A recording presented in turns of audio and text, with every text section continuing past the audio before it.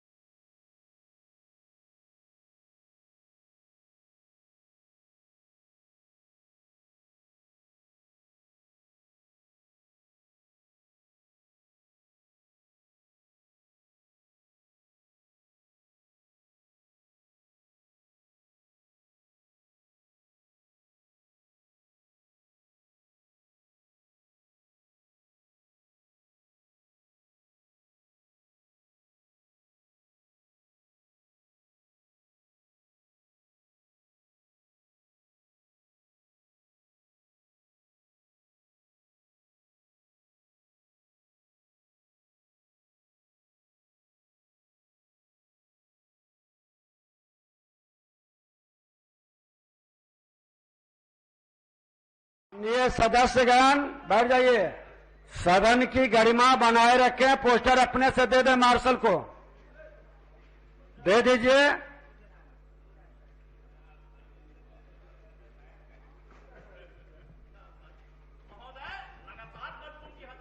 समय पर उठाइएगा। बैठ जाइए भाई वीरेंद्र जी।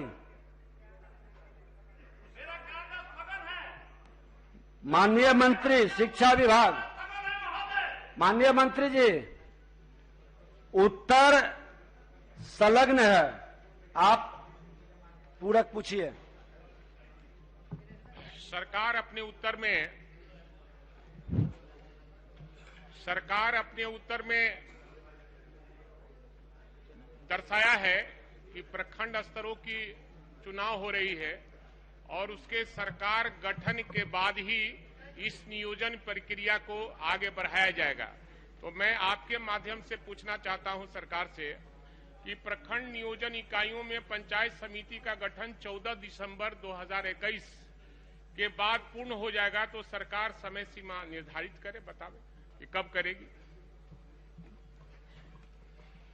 महोदय, हमने तो स्पष्ट कहा है और हम आसन के माध्यम से सदन को यह भी बताना चाहते हैं कि सरकार ने तो इस विषय में इतनी पारदर्शिता से काम किया है कि नियोजन के चलते क्रम में भी शिक्षा विभाग और सरकार की मंशा थी कि हम नियुक्ति प्रक्रिया को जारी रखें। इसलिए हमने चुनाव आयोग से इजाजत भी मांगी थी, क्योंकि हमने कहा था कि जो आवेदन ऑनलाइन आने हैं उनका जो मेरिट लिस्ट बनना है वो सारी प्रक्रिया पूरी कर ली गई है। इससे अगर बीच में भी होता है तो सरकार या विभाग इसको पूरी प्रक्रिया को पूर्ण करा सकती है। लेकिन अध्यक्ष महोदय, चूंकि नियोजन प्राधिकार ही वही लोग होते हैं जिनका चुनाव हो रहा है, तो इसलिए चुनाव आयोग ने कहा कि ये करना उचित नहीं होगा।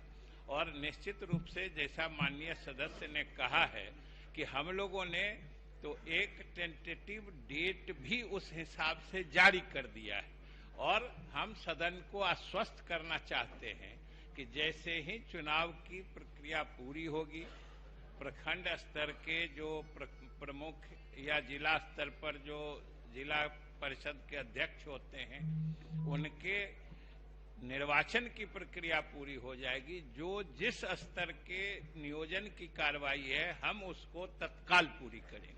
नहीं, समय सीमा निर्धारित करें कि अगर हो जाता है 10 दिन के अंदर में, तो आप कितने दिनों के अंदर में उसको ये करेंगे। चलिए, अब स्पष्ट तो बता ही दिए। श्री समीर कुमार महासेठ, चलिए स्पष्ट बता दिए कि चुनाव के बाद शुरू होगा।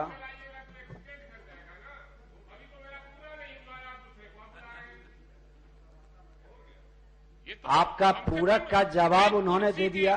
कुर्सी आप बैठे हुए, हम सबकी आप कस्टोडियन हैं, आप सबको ख्याल रखना होगा। बैठ जाइए, अब बैठ जाइए, आसन करा, आप बैठ जाइए। चलिए, समीर कुमार महासेठ।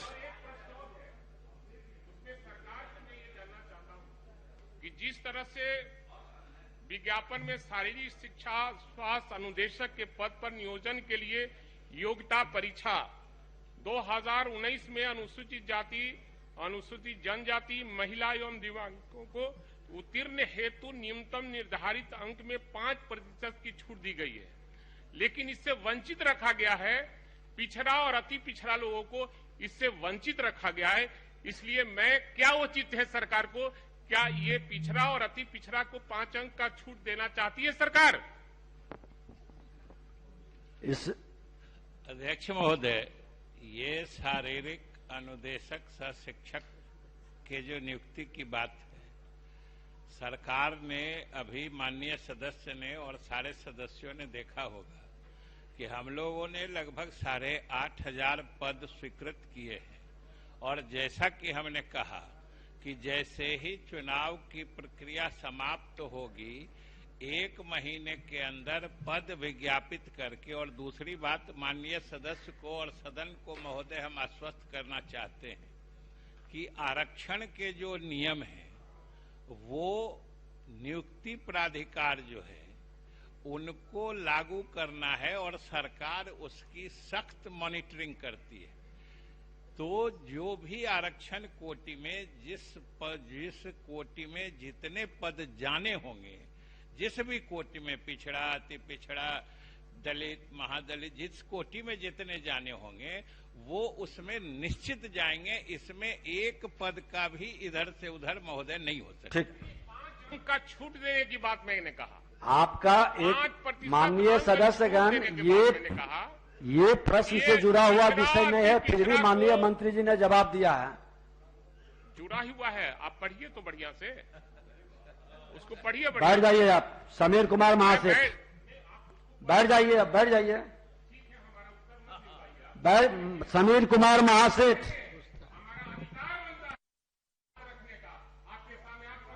ठीक है, बैठ जाए, अब बैठ जाए। अब दूसरे का भी अधिकार बनता है, दूसरे माननीय सदस्यों का अधिकार बनता है। समीर कुमार महासेठ पूछिए। माननीय मंत्री समाज कल्याण विभाग। अध्यक्ष महोदय, उत्तर आंशिक सकारात्मक है। राष्ट्रीय बाल संरक्षण आयोग के आप अपनी मर्यादा को न भूलें, और नहीं, अगर जो ऐसे करेंगे तो मुझे विवश हो करके फिर नियम के हिसाब से चलने के लिए बाध्य हो जाएंगे। आप वरिष्ठ नहीं, आप वरिष्ठ लोग। माननीय मंत्री जी, 1 मिनट। आप माननीय सदस्यगण अगर जो अपनी मर्यादा का सीमा लांघेंगे तो सदन की सहानुभूति किसी भी रूप में आपके साथ नहीं रहेगा।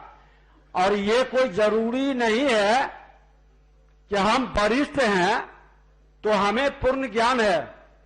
हमारे नए सदस्य बेहतर वातावरण आपसे सीखते हैं और इसकी पालन करना सबकी जिम्मेवारी है। और अगर जो इसमें आप सहयोग नहीं करेंगे तो बड़ा मुश्किल हो जाएगा। आप कुछ भी बोल दें, ये नहीं, आप 2-3 शब्द। अब आपको आभास नहीं है कि मैं बैठे बैठे या खड़े होकर क्या बोल रहे हैं। सब आपका प्रश्न का 2 पूरक आपका जवाब। अब बैठ जाइए आप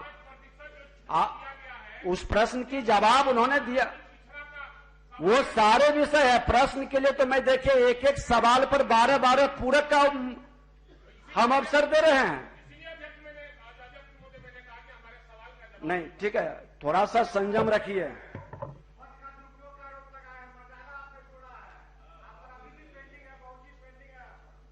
नहीं, ये शब्द आप ये एक बार और आपको चेतावनी दिए हैं, ये दूसरी बार है।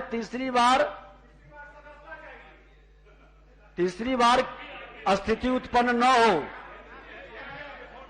और मूल प्रश्न तो नियोजन प्रक्रिया प्राप्त किए देखिए, मूल प्रश्न नियोजन प्रक्रिया प्राप्त किए जाने से संबंध में था।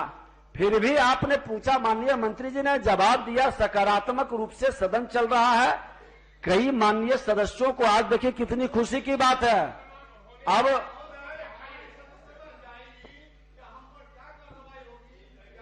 चलिए, वो माननीय मंत्री जी, समाज कल्याण विभाग। उत्तर आंशिक सकारात्मक है। माननीय समीर कुमार महासेठ का प्रश्न का जवाब है, सुन लीजिए। राष्ट्रीय बाल संरक्षण आयोग सदन किसी से प्रभावित नहीं होता है। बैठ जाइए महबूब साहब, बैठिए। आप सुनिए, सुन लीजिए। उत्तर आंशिक सकारात्मक है। राष्ट्रीय बाल संरक्षण आयोग के पोर्टल बाल स्वराज पर अप्रैल 2020 से 5/6/2021 तक कुल 308 ऐसे बच्चों का डाटा दर्ज किया गया है जिनके माता अथवा पिता किसी एक की मृत्यु या माता पिता दोनों की मृत्यु कोविड-19 के कारण हुई है, जिसमें से 54 बच्चे माता पिता दोनों को ही खोकर अनाथ हो गए हैं। उत्तर अस्वीकारात्मक है। वस्तुस्थिति यह है कि राज्य में कोरोना महामारी के कारण अनाथ एवं बेसहारा जन्म से 18 वर्ष आयु समूह के बच्चे जिनके माता पिता दोनों की मृत्यु, जिनमें कम से कम किसी एक की मृत्यु कोरोना से हो गई हो, को 18 वर्ष की आयु तक पालन पोषण आवासन एवं शिक्षा के लिए अनुदान के माध्यम से आप शांति से बैठिए। आप सदन को शांति से गंभीरता से लीजिए। आपकी हल्की बातों से सदन हल्का न हो, ये ध्यान रखिए। किए गए हैं सभी योग्य लाभुकों को माह अक्टूबर 2021 तक भुगतान किया जा चुका है। इस योजना का लाभ लेने हेतु कोई भी पात्र लाभुक के पालक परिवार का मुख्य व्यक्ति या गैर सरकारी संस्थान या विधिक अभिभावक विहित पत्र में अपना आवेदन भरकर आवश्यक कागजातों के साथ संबंधित क्षेत्र के आंगनबाड़ी सेविका को उपलब्ध करा सकते हैं। माननीय सदस्य। अध्यक्ष महोदय, चूंकि सरकार के उत्तर से हम संतुष्ट नहीं हैं, लेकिन सरकार के इस उत्तर का हम चुनौती देते हैं, साथ पूरक प्रश्न पूछना चाहेंगे। महोदय, 54 बच्चों के प्रति माह बाल सहायता देने की जो जानकारी दे रहे हैं, ऐसा कुछ भी नहीं हो रहा है। बाल सहायता दी जा रही है तो सरकार उन बच्चों का नाम पता सदन को बतावे। दूसरा, अगर आप कहें तो हम पढ़ देते हैं चूंकि वातावरण।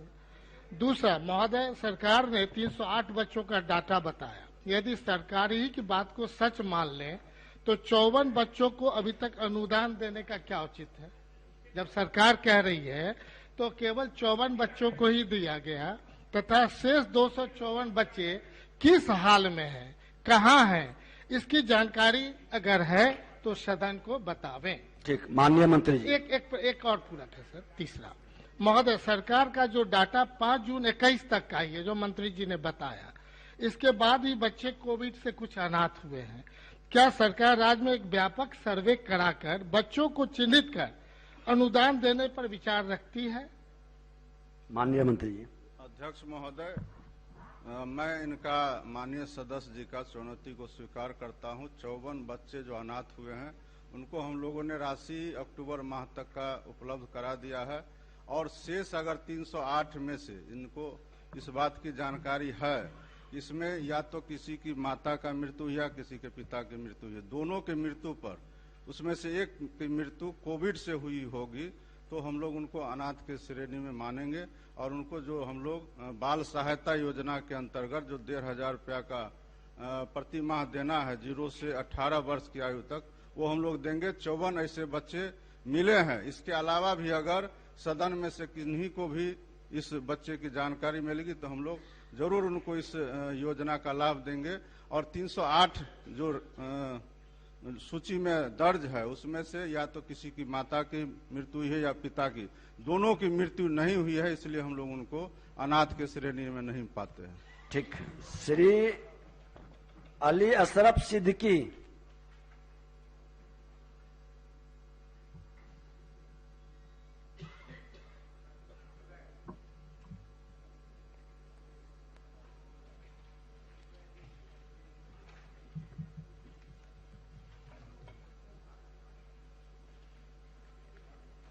महोदय, सरकार को धन्यवाद देता हूं कि सरकार ने बीएड सीरीज की सुविधा को राज्य में लागू कर दी है। मैं केवल एक बात कहना चाहता हूं, सरकार इसकी व्यवस्था भी सुनिश्चित करे कि बीएड सीरीज की सभी जिलों के सभी को सहायता मिले। चलिए, ठीक, धन्यवाद। श्री ललित कुमार यादव। माननीय मंत्री जी का जवाब है, उत्तर संलग्न है। हाँ, वही उत्तर जो माननीय मंत्री पूरक जी का पूछिए। उत्तर है। महोदय, हम लोग ये जानना चाहते हैं और सरकार से पूछना चाहते हैं कि ये सरकार के संज्ञान में है पहले से कि विश्वविद्यालय में गड़बड़ी हो रही है, तो अभी 29/11 को ये महालेखाकार को अनुरोध किए हैं ऑडिट कराने का, और राज्यपाल सचिवालय को अनुरोध किए हैं इसकी आवश्यक जांच का। महोदय, ये आज से नहीं, बहुत लंबे समय से ये घोटाला का काम यूनिवर्सिटी में चल रहा है। सरकार अपने उत्तर में भी स्वीकार किया है। तो जिस तरह से मगध विश्वविद्यालय में ये SIT से जांच कराए हैं, उसी तरह से बिहार के पूरे विश्वविद्यालय में सदन की कमेटी से या विशेष SIT की कमेटी की गठन करके ये जांच कराना चाहते हैं कि नहीं? माननीय मंत्री जी। महोदय, एक तो माननीय सदस्य ने जो कहा कि सरकार ने घोटाला स्वीकार किया है, ऐसा तो मेरे उत्तर में कहीं नहीं है। हमने तो ये कहा है, चूंकि आपने प्रश्न ही पूछा है एक अखबार मीडिया रिपोर्टिंग के आधार पर, तो हमने ये कहा है कि मीडिया जो रिपोर्ट आई है, जिन चीजों का उसमें जिक्र है, उसको सरकार ने दोनों जगह से पूरी पारदर्शिता से, चूंकि विश्वविद्यालयों के मामलों में कुलाधिपति ही उसके नियंत्रक होते हैं, इसलिए हमने उनको भी कहा है जांच कराने के लिए। और इन सब से अलग जो बात आप कह रहे थे कि अगर पहले की भी बात होगी, तो हम लोगों ने CAG को, महालेखाकार कार्यालय को भी अलग से लिखा है। हमारे अपर मुख्य सचिव शिक्षा विभाग ने लिखा है कि आप पूरे पिछले दिनों के भी जो सरकार के द्वारा ग्रांट दिए गए हैं, चाहे लाइब्रेरी के मामले में हो या दूसरे मामले में हो, सारे लेखा की पूरी गहराई से जांच करके रिपोर्ट दीजिए। और महोदय, सरकार आसन के माध्यम से सदन को आश्वस्त करना चाहती है कि जांच में जो भी दोषी पाए जाएंगे उनके विरुद्ध नियमानुसार कार्रवाई की जाएगी। श्री अजीत क्या उत्तर हुआ? क्या ये उत्तर दे रहे हैं? हम कह रहे हैं कि सदन की कमेटी से या SIT कमेटी से, आप कोई विशेष कमेटी से जांच कराना चाहते हैं कि नहीं? AG ऑडिट की बात करनी तो सतत प्रक्रिया है महोदय, इसमें इनका क्या योगदान है? AG का तो काम ही ऑडिट करना। ऑडिट हुआ है, एक बार नहीं अनेक बार हुआ है, अनियमितता भी आई है। हम कह रहे हैं कि सदन की विश्वविद्यालय में जो गड़बड़ी हुई है, आपने भी स्वीकार किया है, तो आप इसकी जांच सदन की कमेटी से कराना चाहते हैं पूरे विश्वविद्यालय का या नहीं? आपने मगध विश्वविद्यालय का एक यूनिवर्सिटी का जांच कराया, क्यों कराया? आप पूरे विश्वविद्यालय का जांच कराना चाहते हैं या नहीं? एक प्रश्न है महोदय। ये AG का ऑडिट बताते हैं, AG का तो सतत प्रक्रिया ऑडिट कराना, AG का तो ऑडिट होता रहता है। ये क्या आप अपनी वाहवाही सरकार का जवाब दे रहे हैं? नहीं महोदय, ये सरकार जांच कराना चाहती है या नहीं? माननीय मंत्री जी, सदन की कमेटी से या विशेष आप बैठ जाइए। महोदय, हमने तो न कभी किसी योगदान की चर्चा की, न कभी वाहवाही मांगा। हमने तो मांगा नहीं वाहवाही। हमने तो अपना, सरकार ने अपना दायित्व निभाया है कि अगर मीडिया ने किसी गड़बड़ी घपले के समाचार प्रकाशित किया है, तो हमने दो जगह से उसकी जांच कराने का फैसला लिया है। और हम पूरे जिम्मेदारी से आश्वस्त करना चाहते हैं कि जांच में जो भी दोषी पाए जाएंगे कार्रवाई की जाए। अगर जांच संतोषजनक नहीं होगा, फिर आगे की कार्रवाई होगी। तो स्वीकार, वो तो कह ही रहे हैं कि जांच कराएंगे। विशेष कमेटी से जांच कराना चाहते, कहां बता रहे हैं? ये तो बता रहे हैं कि AG ऑडिट करेगा। तो AG ऑडिट को हम लोग अनुरोध किए, तो AG ऑडिट का तो सतत प्रक्रिया है। नहीं, इन्होंने कहा कि जांच कराएंगे। चलिए, किससे जांच कराएंगे? किससे जांच कराएंगे महोदय? ये प्रश्न का इस तरह से जवाब हम लोग सदन में सरकार का, माननीय ये गड़बड़ी होगी या सरकार जांच नहीं कराएगी? ये जनता का पैसा कोई ये इस तरह से बर्बाद।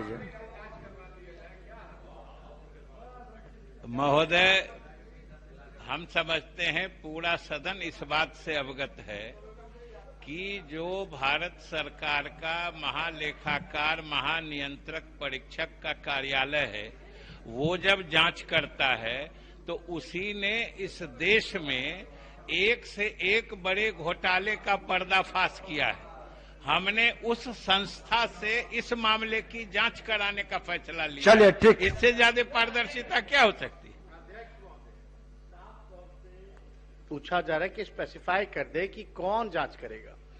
जहां तक महालेखाकार का है तो वो नॉर्मली प्रोसेस में रहता है, ऑडिट होता रहता है, और उसी ऑडिट में ये भी निकला है कि 2 लाख करोड़ रुपया बिहार का एक्सपेंडिचर कहां खर्च हुआ बिहार सरकार ने अब तक नहीं बताया है। ये तो बहुत महा घोटाला है। उसी को मानते तो कम से कम उसी का आश्वस्त कर दीजिए महालेखाकार का, जो सीएजी रिपोर्ट में आया है महोदय 2 लाख करोड़ रुपए का हिसाब किताब नहीं है। और माननीय मंत्री जी से साफ तौर पे पूछा जा रहा है कि स्पेसिफाई कर दें, या कोई यहाँ की कमेटी से या कौन सी एजेंसी से या कौन कौन से विश्वविद्यालय का ये जांच कराना चाहते हैं। मांग तो सभी विश्वविद्यालय की है। ठीक, बैठ जाइए। महोदय, नेता प्रतिपक्ष ने बिल्कुल सही कहा, और उनकी बात से सरकार ने जो निर्णय लिया है उसकी और पुष्टि होती है। जो उन्होंने उदाहरण दिया कि महालेखाकार कार्यालय ने बिहार सरकार में जो 2 लाख करोड़ के हिसाब में अगर कोई डिस्क्रिपेंसी है, अगर है, जिसकी चर्चा उन्होंने की है, तो ये तो स्पष्ट है कि वह संस्था बिहार सरकार के नियंत्रण में नहीं है, बिहार सरकार के कमियों को भी उजागर करती है। तो ऐसी संस्था पर फिर उनके नहीं भरोसा करने का क्या प्रश्न है? हमारे नियंत्रण में तो नहीं है वो। अध्यक्ष महोदय, महालेखाकार तो अब ऑडिट करना काम है महोदय, ऑडिट महोदय करना काम है। और 2 लाख करोड़ का जहां तक हिसाब कर रहे हैं, अब तक उस रिपोर्ट पे इन्होंने क्या कार्रवाई की है 2 लाख करोड़ वाले पे? चलिए, अब अल्पसूचित प्रश्न समाप्त हुए। अब समाप्त, अब बहुत टाइम आगे बढ़ गया। तारांकित प्रश्न लिए जाएंगे। नहीं, अब समय अति हो गया। श्री मनोहर प्रसाद सिंह,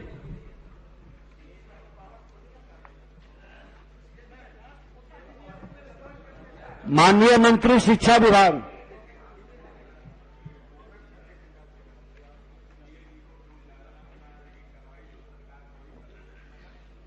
उत्तर तो महोदय दिया ही हुआ है।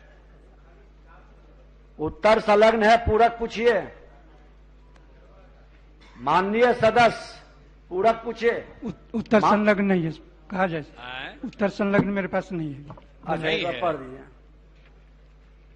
नहीं, ऐसे उत्तर आया हुआ है। महोदय, वस्तु स्थिति यह है कि प्रश्नगत मदरसा की प्रबंध समिति द्वारा मदरसा में प्राचार्य के रिक्त पद पर फाजिल सहायक शिक्षक श्री खैरुल अनाम को प्रोन्नति दी गई। सहायक शिक्षक श्री खैरुल अनाम की नियुक्ति 1/10/2011 है और इनकी नियुक्ति तिथि 4/7/1980 है। वरीय सहायक श्री मोहम्मद अनवार आलम के कार्यरत रहते हुए कनीय शिक्षक श्री खैरुल अनाम को प्रोन्नति दी गई, जो नियमानुसार नहीं है। हाफिज से फाजिल पद पर प्रोन्नति कर अनुमोदन की मांग की गई है। हाफिज से फाजिल पद पर प्रोन्नति का सीधे प्रावधान नहीं है। उक्त मदरसा की प्रबंध समिति द्वारा की गई सभी प्रोन्नति नियमानुकूल नहीं रहने के कारण बिहार राज्य मदरसा शिक्षा बोर्ड पटना द्वारा प्रोन्नति से संबंधित उस दावे को वापस कर दिया गया है और स्वीकृत करते हुए और कहा गया है महोदय कि नियमानुसार प्रस्ताव दें। नियमानुसार प्रस्ताव आएगा तो बोर्ड द्वारा उस पर उचित कार्रवाई की जाए। ठीक महोदय, कब भेजा गया है? क्योंकि वहां तो मिला ही नहीं लोगों को, वहां से प्रस्ताव है।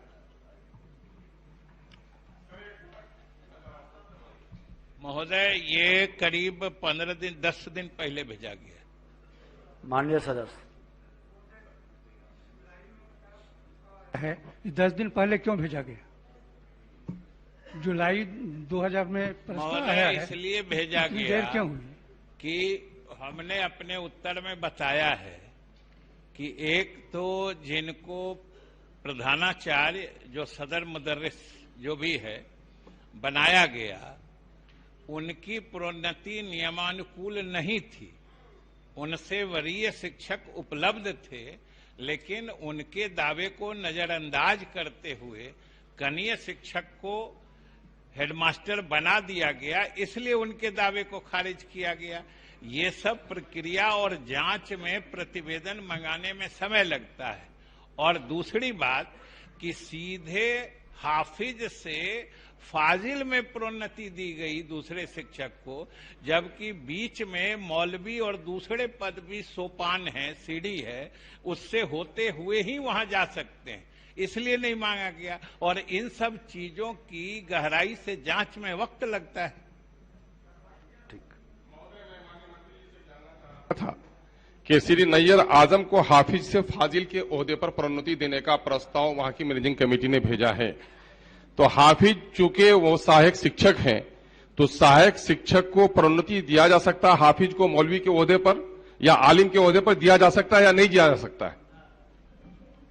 महोदय, प्रोन्नति तो दिया ही जा सकता है, लेकिन हाफिज से फाजिल के बीच में 2 सोपान सीढ़ी स्टेप्स और भी हैं, वो हैं मौलवी के और आलिम के। आप हाफिज से मौलवी बनेंगे, मौलवी से आलिम बनेंगे, तब आप फाजिल बनेंगे। और ये सीधे हाफिज से फाजिल में चले जा रहे हैं। से अब हो गया, इतना स्पष्ट जवाब आया है। नहीं सर, एक पूरक सर, सवाल ये पैदा होता है कि हाफिज से अगर फाजिल पर प्रोन्नति दी जा रही है तो उसके एक्सपीरियंस की वजह से नहीं, जो मौलवी है उसने अपनी डिग्री नहीं बढ़ाई सर, जो आलिम है आलिम। सर एक मिनट सर, पूरे राज्य की समस्या है सर, पूरे राज्य की समस्या है सर। मैं कह रहा हूं कि हाफिज को जो परमिशन होता है तो वो उनके कार्यकाल की वजह से नहीं, उनकी डिग्री की वजह से। तो मामला ये है कि मौलवी जो है उसने आलिम किया नहीं, जो सर एक मिनट सर, टेक्निकल मामला सर टेक्निकल मामला है, जो आलिम है उसने अपनी डिग्री बढ़ाई नहीं, और हाफिज ने मदरसा बोर्ड का परमिशन लेकर के फाजिल क्या एमए किया, तो उसको परमिशन देने में क्या दिक्कत है? आप तो इसको बात को स्वीकार कर रहे हैं कि फाजिल को डिग्री दी। लिए श्री अजीत कुमार सिंह।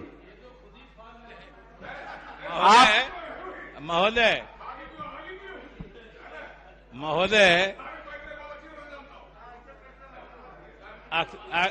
अख्तरुल ईमान जी, अभी तो हमने सिर्फ नियम का हवाला दिया था। बाकी अगर आप इतनी बात कह रहे हैं तो आप सारी सूचना दीजिएगा, अलग से भी हम गुंजाइश देखेंगे, तो सीधे बात न करनी चाहिए। श्री अजीत, अब बैठ जाइए,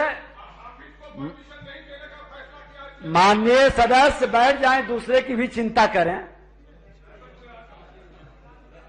माननीय सदस्यगण, यह बताते हुए खुशी हो रही है कि आज भी 100% प्रश्नों का जवाब आया है, 100%। इसलिए ज्यादा से ज्यादा सदस्य भागीदारी कर सकें सदन में, थोड़ा ये ध्यान में हम सबको रखना है और सहयोग करना है। श्री अजीत कुमार सिंह, माननीय सदस्य। हेलो पूरक पूछिए, उत्तर। हाँ, पूरक ही पूछ रहा हूं महोदय। मेरे सवाल का जो जवाब आया है उसमें लिखा हुआ है कि नया निबंधन कार्यालय खोले जाने हेतु निर्धारित मापदंड के समीक्षोपरांत डुमरांव अनुमंडल में नया निबंधन कार्यालय खोले जाने का निर्णय लिया जाएगा। पहला मेरा पूरक तो यह है कि निर्धारित मापदंड क्या है, मंत्री महोदय ये बताएं। दूसरा सुन लीजिए, एक और पूरक है, एक ही बार में बोल दीजिएगा। पहला तो पूरक यह है कि निर्धारित मापदंड क्या है। दूसरा यह है महोदय कि पूरे बिहार में 109 अनुमंडल है और रजिस्ट्री ऑफिस मतलब निबंधन कार्यालय की संख्या 124 है। जहां तक मैं समझता हूं कि बक्सर जिला में 11 प्रखंड है, जिसमें डुमरांव अनुमंडल के तहत 7 प्रखंड आते हैं, लेकिन बक्सर जिला में निबंधन कार्यालय है और डुमरांव अनुमंडल जिसके अंतर्गत 7 प्रखंड आते हैं वहां पर निबंधन कार्यालय अभी तक नहीं है। तो पूरक सवाल यह है, सवाल सुन लीजिए, सवाल यह है कि जब हम सवाल हमने पूछा तो ऐसा तो नहीं है कि हम कोई आरटीआई का जवाब मांग रहे हैं। ये विधानसभा है और यहां तो पूरी तैयारी करके आनी चाहिए, इसलिए मानदंड बताएं और ये बताएं कि कब तक खोलेंगे। कब तक? ये नहीं कि किया जाएगा, वो फ्यूचर टेंस में दे रहा है। माननीय मंत्री, अब बताइए। देखिए,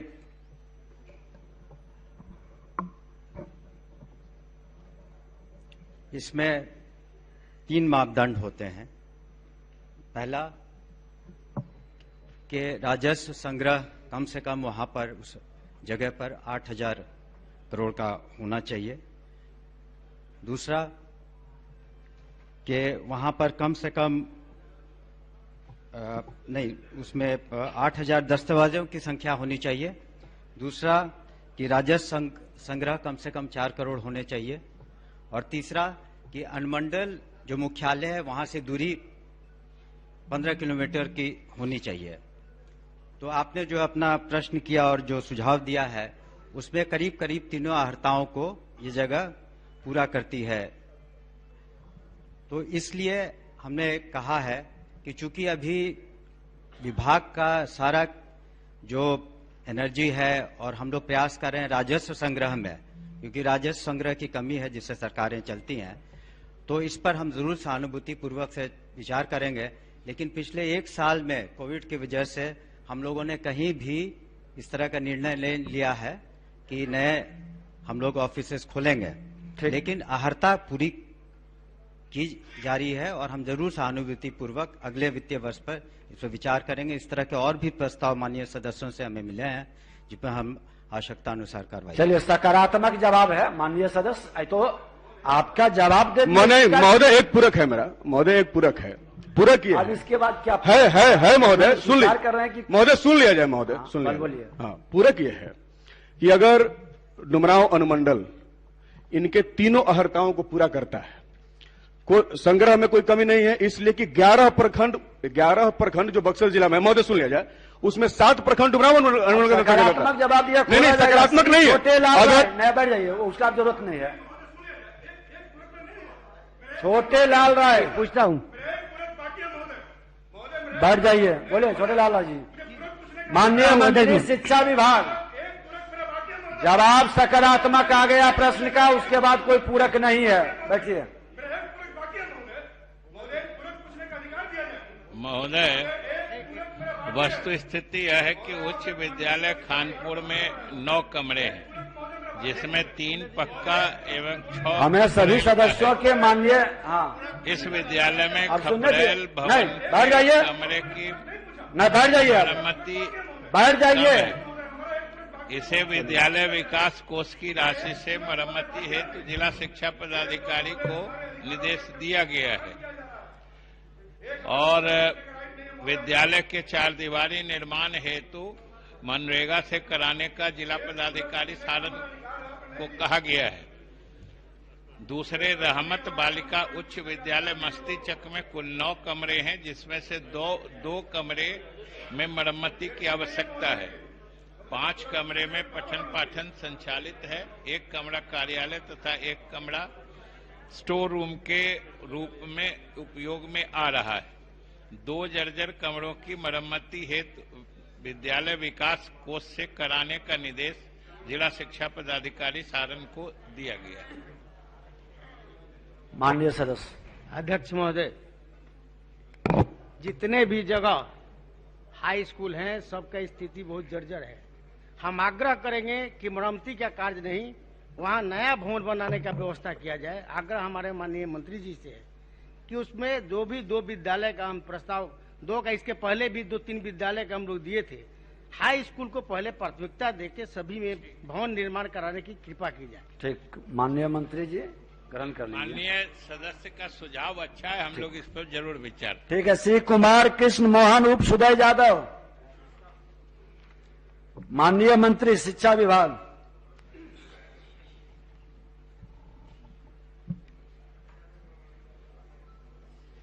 महोदय, वस्तु स्थिति यह है कि हरना खास महादलित टोला में प्राथमिक विद्यालय के भवन निर्माण के लिए 10 डिसमल भूमि उपलब्ध है। विभागीय प्रावधान के अनुसार प्राथमिक विद्यालय की स्थापना हेतु कम से कम 20 डिसमल भूमि होनी चाहिए। उक्त भूमि पर रास्ता भी नहीं उपलब्ध है और इसी कारण विद्यालय भवन का निर्माण नहीं कराया जा सका है। वर्तमान में विद्यालय का संचालन सामुदायिक भवन में चल रहा है। मानक के अनुरूप जमीन उपलब्ध होने पर प्राथमिकता के आधार पर भवन निर्माण करा दिया जाएगा। अध्यक्ष महोदय, वहां पर्याप्त, चूंकि वो पूरा जो टोला है महादलित महोदय, वो पूरा माने सरकारी जमीन पे बसा हुआ है, वहां जगह का कोई अभाव नहीं है महोदय। स्वयं हम उसका मतलब अपने से जाके देखे भी हैं, और उसके लिए जहां तक बताया जा रहा है माननीय मंत्री महोदय का मुताबिक कि 10 डिसमिल, और 10 डिसमिल नहीं माने पूरा जमीन, आम लोग दिए हैं जमीन, लेकिन उसके अलावा सरकारी जमीन भी वहां उपलब्ध है महोदय। आप उपलब्ध करवा दें? नहीं, पर्याप्त वहां जमीन उपलब्ध है महोदय। महोदय, जब माननीय सदस्य कह रहे हैं कि ये खुद गए हैं स्थल पर और इन्होंने खुद देखा है, और हमें तो रिपोर्ट में आया है कि वहां विद्यालय के नाम से 10 डिसमिल ही जमीन उपलब्ध है, तो आप निश्चित उसकी विशिष्ट सूचना हमको लिख के दे दीजिए। हम जांच करा के अगर होगा तो निश्चित बनवा। ठीक है, चलिए। 1 मिनट अध्यक्ष महोदय, चूंकि पिछले बार भी हमारा एक सवाल था तो उसमें जवाब दिया नहीं, माने जब सदन को अधिकारी लोग जब गलत जवाब देते हैं उस पर कोई कार्रवाई नहीं होती है महोदय, और लगातार इसी तरह का जवाब आता है, तो हम माननीय मंत्री महोदय से हम अपेक्षा करते हैं कि उन अधिकारियों पर कार्रवाई हो। माननीय मंत्री जी ने तो आप ही को कह दिए कि आप उपलब्ध करा दें, प्रामाणिकता आएगा तो हम तो कराएंगे ही। ठीक है, श्री बागी कुमार वर्मा। महोदय, एक चीज और हम स्पष्ट कर देना चाहते हैं माननीय सदस्य को कि वहां के अधिकारी ने रिपोर्ट दिया है कि विद्यालय के नाम से 10 डिसमिल जमीन उपलब्ध है। अगर आप प्रमाण सहित यह हमें बता दें कि उस विद्यालय के नाम से 10 डिसमिल से अधिक और भी जमीन उपलब्ध है विद्यालय के नाम से, जरूर उस रिपोर्ट भेजने वाले पदाधिकारी पर हम कार्रवाई करेंगे। अब हो गया, बहुत अच्छा। श्री हरि नारायण सिंह पूरक है महोदय। श्री बागी कुमार वर्मा। हाँ जी, पूरक पूछिए महोदय। आपके माध्यम से मैं मंत्री जी से पूछना चाहता हूं कि वो जो प्राथमिक विद्यालय है, बच्चे वहां पेड़ पर बैठ के पढ़ते हैं, तो समय सीमा बता देंगे कितना दिनों में उस विद्यालय को बनवाने का कृपा। माननीय मंत्री जी। महोदय, इसको अगले वित्तीय वर्ष में हम बनवा लें। ठीक। श्री हरि नारायण सिंह। प्राप्त है और उत्तर से भी मैं संतुष्ट हूँ, लेकिन एक बात मैं पूछना चाहता हूँ, उन दोनों विद्यालय में 10 वर्ष पूर्वी से भवन बना हुआ था, आखिर प्रश्न करने पर ही उत्तर मिला पॉजिटिव, तो 10 वर्ष से सरकार क्या कर रही थी, क्यों नहीं उनको कोर्ट दे रही थी? ये प्रश्न। माननीय मंत्री महोदय, उन्होंने माननीय हरि नारायण बाबू ने तो दोनों बात कह दी कि सरकार का उत्तर न सिर्फ सकारात्मक है, बल्कि उन्होंने जो प्रश्न किया था, जो वो चाह रहे थे, वो हम कर चुके हैं और उनको इस बात की सूचना दे रहे हैं कि सरकार ने उनकी इच्छा पूरी कर दी है।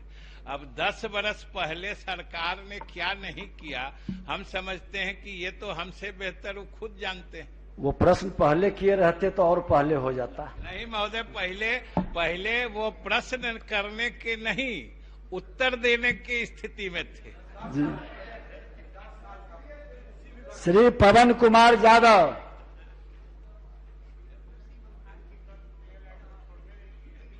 माननीय मंत्री कला संस्कृति एवं युवा विभाग। अध्यक्ष महोदय, उत्तर आंशिक रूप से स्वीकारात्मक है।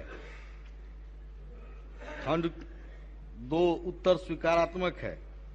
वस्तु स्थिति यह है कि भागलपुर जिला अंतर्गत सनौला प्रखंड में स्टेडियम निर्माण की स्वीकृति हेतु जिला पदाधिकारी भागलपुर से प्रस्ताव की मांग विभागीय पत्रांक 1579 दिनांक 25/11/21 द्वारा की गई है। प्रस्ताव प्राप्त होते ही विभागीय मानक के अनुरूप निर्विवाद सरकारी भूमि उपलब्ध होने पर स्टेडियम निर्माण की स्वीकृति पर विचार किया जाएगा। सरकारी भूमि है सर हमारे यहाँ। ठीक। श्री कुंदन कुमार।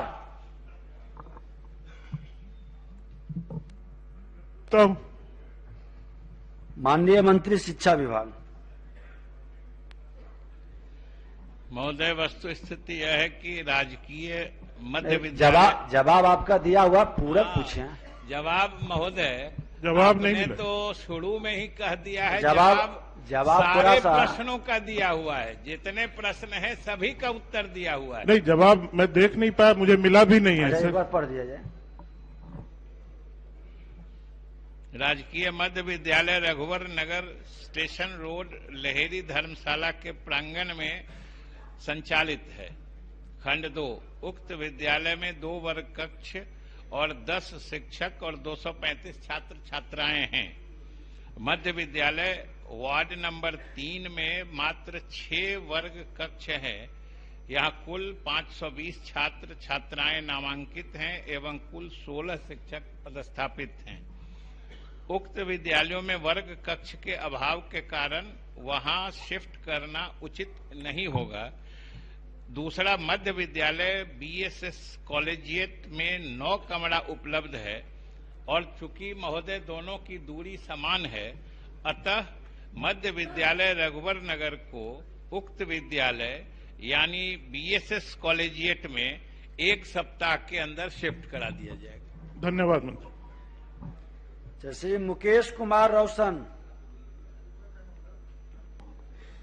महुआ के मिर्जानगर हाई स्कूल में भवन लगभग 12 वर्षों से लंबित है। स्कूल के अधूरे भवन के निर्माण में लगभग 26 लाख में से मात्र 18 लाख 20 हजार रुपया जो है वो संवेदक को दे दिया गया।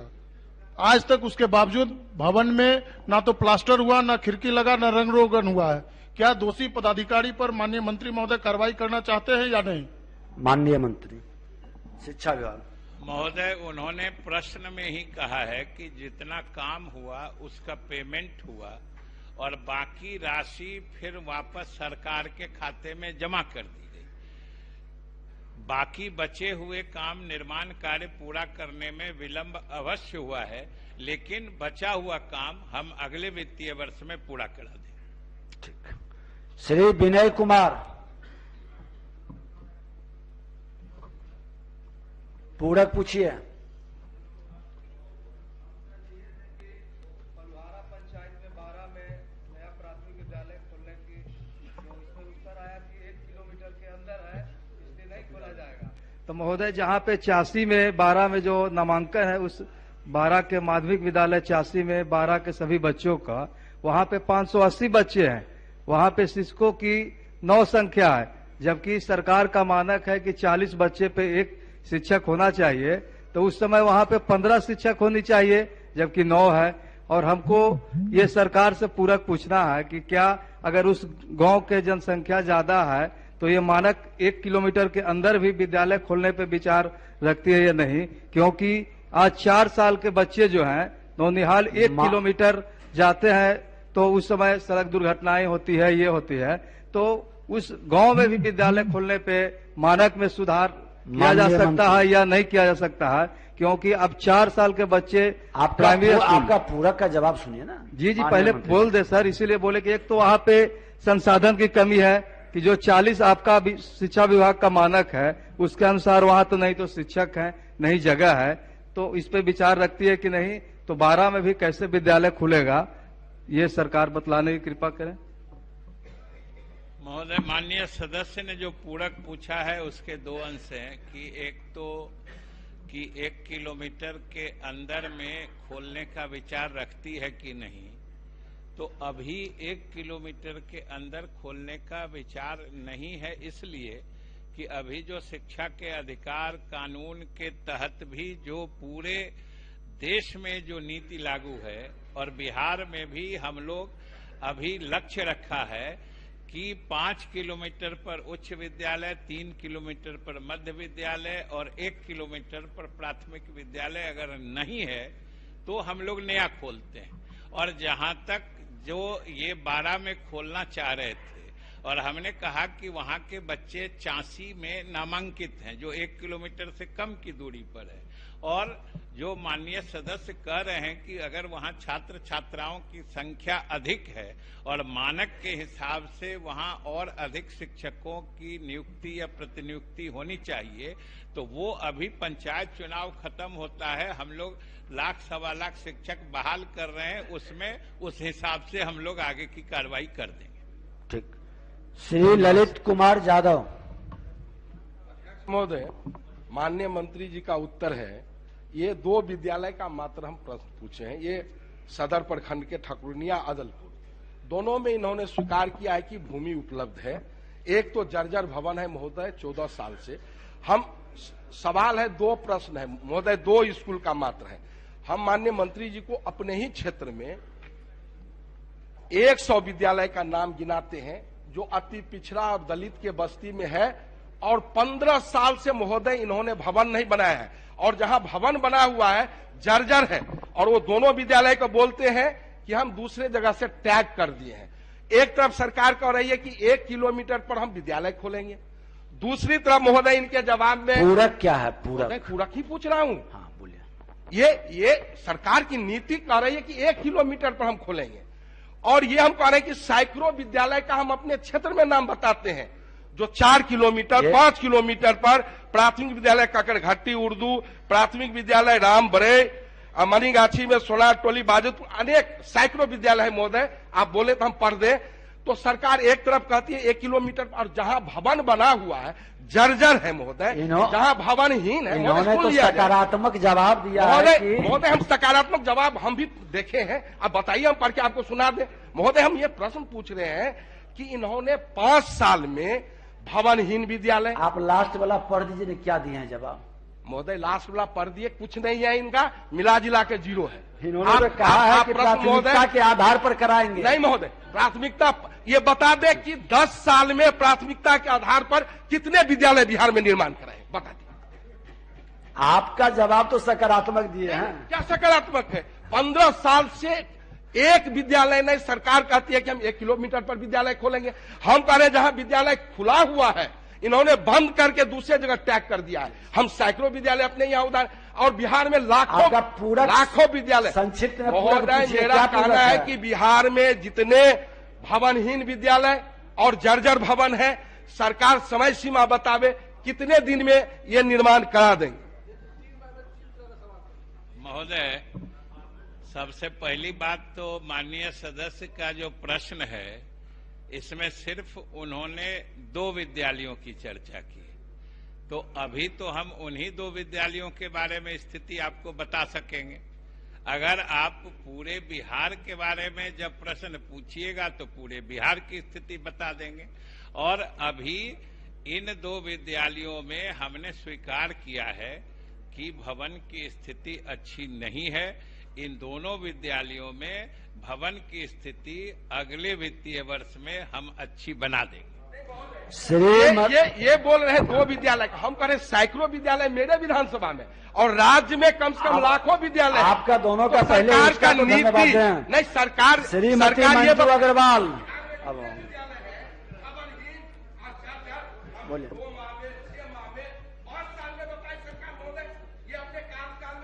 श्रीमती मंजू अग्रवाल जी, माननीय मंत्री शिक्षा विभाग, मैं पूरक पूछना चाहती हूँ कि भवन निर्माण बिल्कुल जर्जर स्थिति में है, हमें वो भवन निर्माण कब कराया जाएगा, समय अवधि बता दें। माननीय मंत्री शिक्षा विभाग।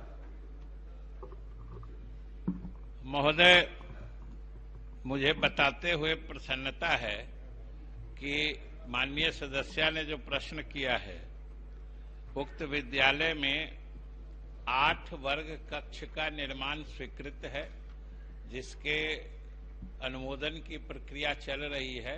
पूरी होते ही अगले वित्तीय वर्ष में ये काम पूरा करा दिया जाए। चलिए, श्री सत्यदेव राम,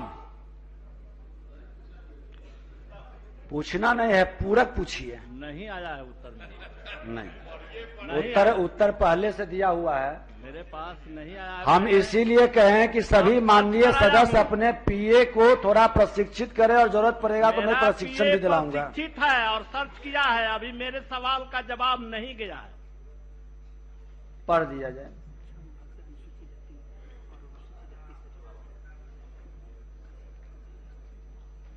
अनुसूचित जाति एवं जनजाति कल्याण विभाग, माननीय मंत्री।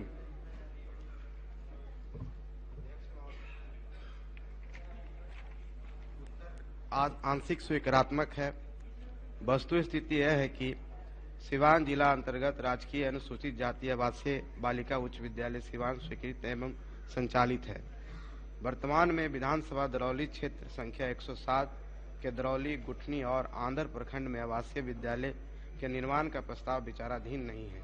खंड का उपयुक्त खंड 1 में वस्तु स्थिति स्पष्ट कर दी गई है। कब तक विचाराधीन रहेगा? अध्यक्ष महोदय, अगले वित्तीय वर्ष में भूमि की उपलब्धता में इस पर विचार किया जा सकता है। चलिए, श्री सुदामा प्रसाद सकारात्मक जवाब दिए।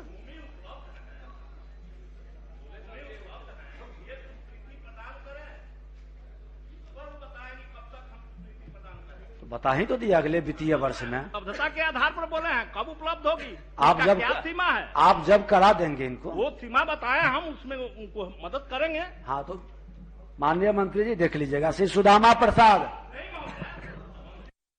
आने दीजिए, समय पूछता हूँ। पूरक पूछिए। ये अब सुदामा जी का प्रश्न भी सुन लीजिए। आप नहीं चाहते हो सुदामा जी के प्रश्न का जवाब सुने? चलिए,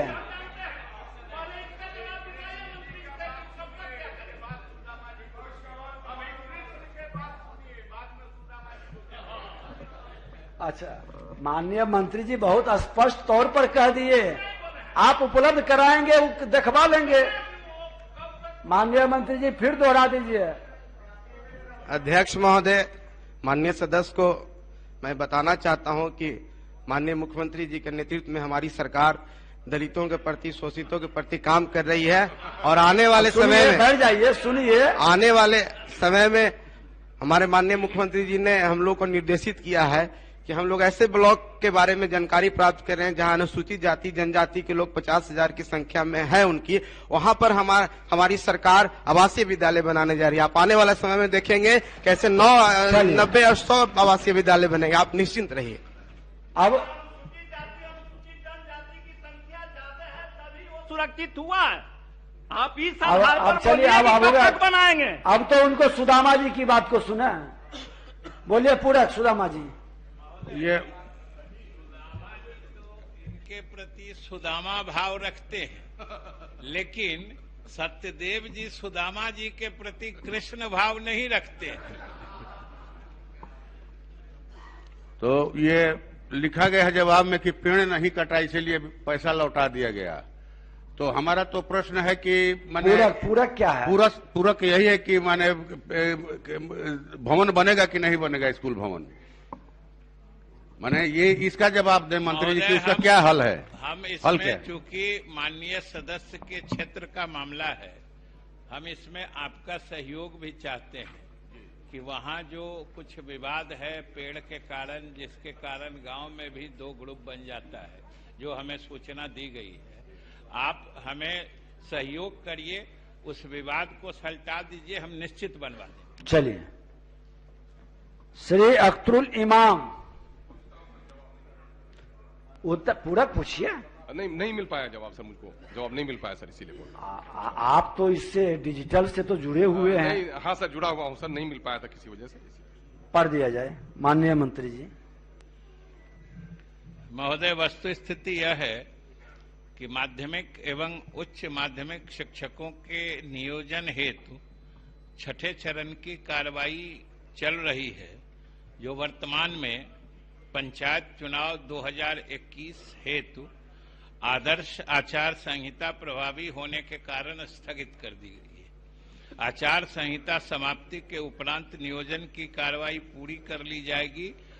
तत्पश्चात प्रश्नगत विद्यालय में शिक्षकों का पदस्थापन कर दिया जाएगा।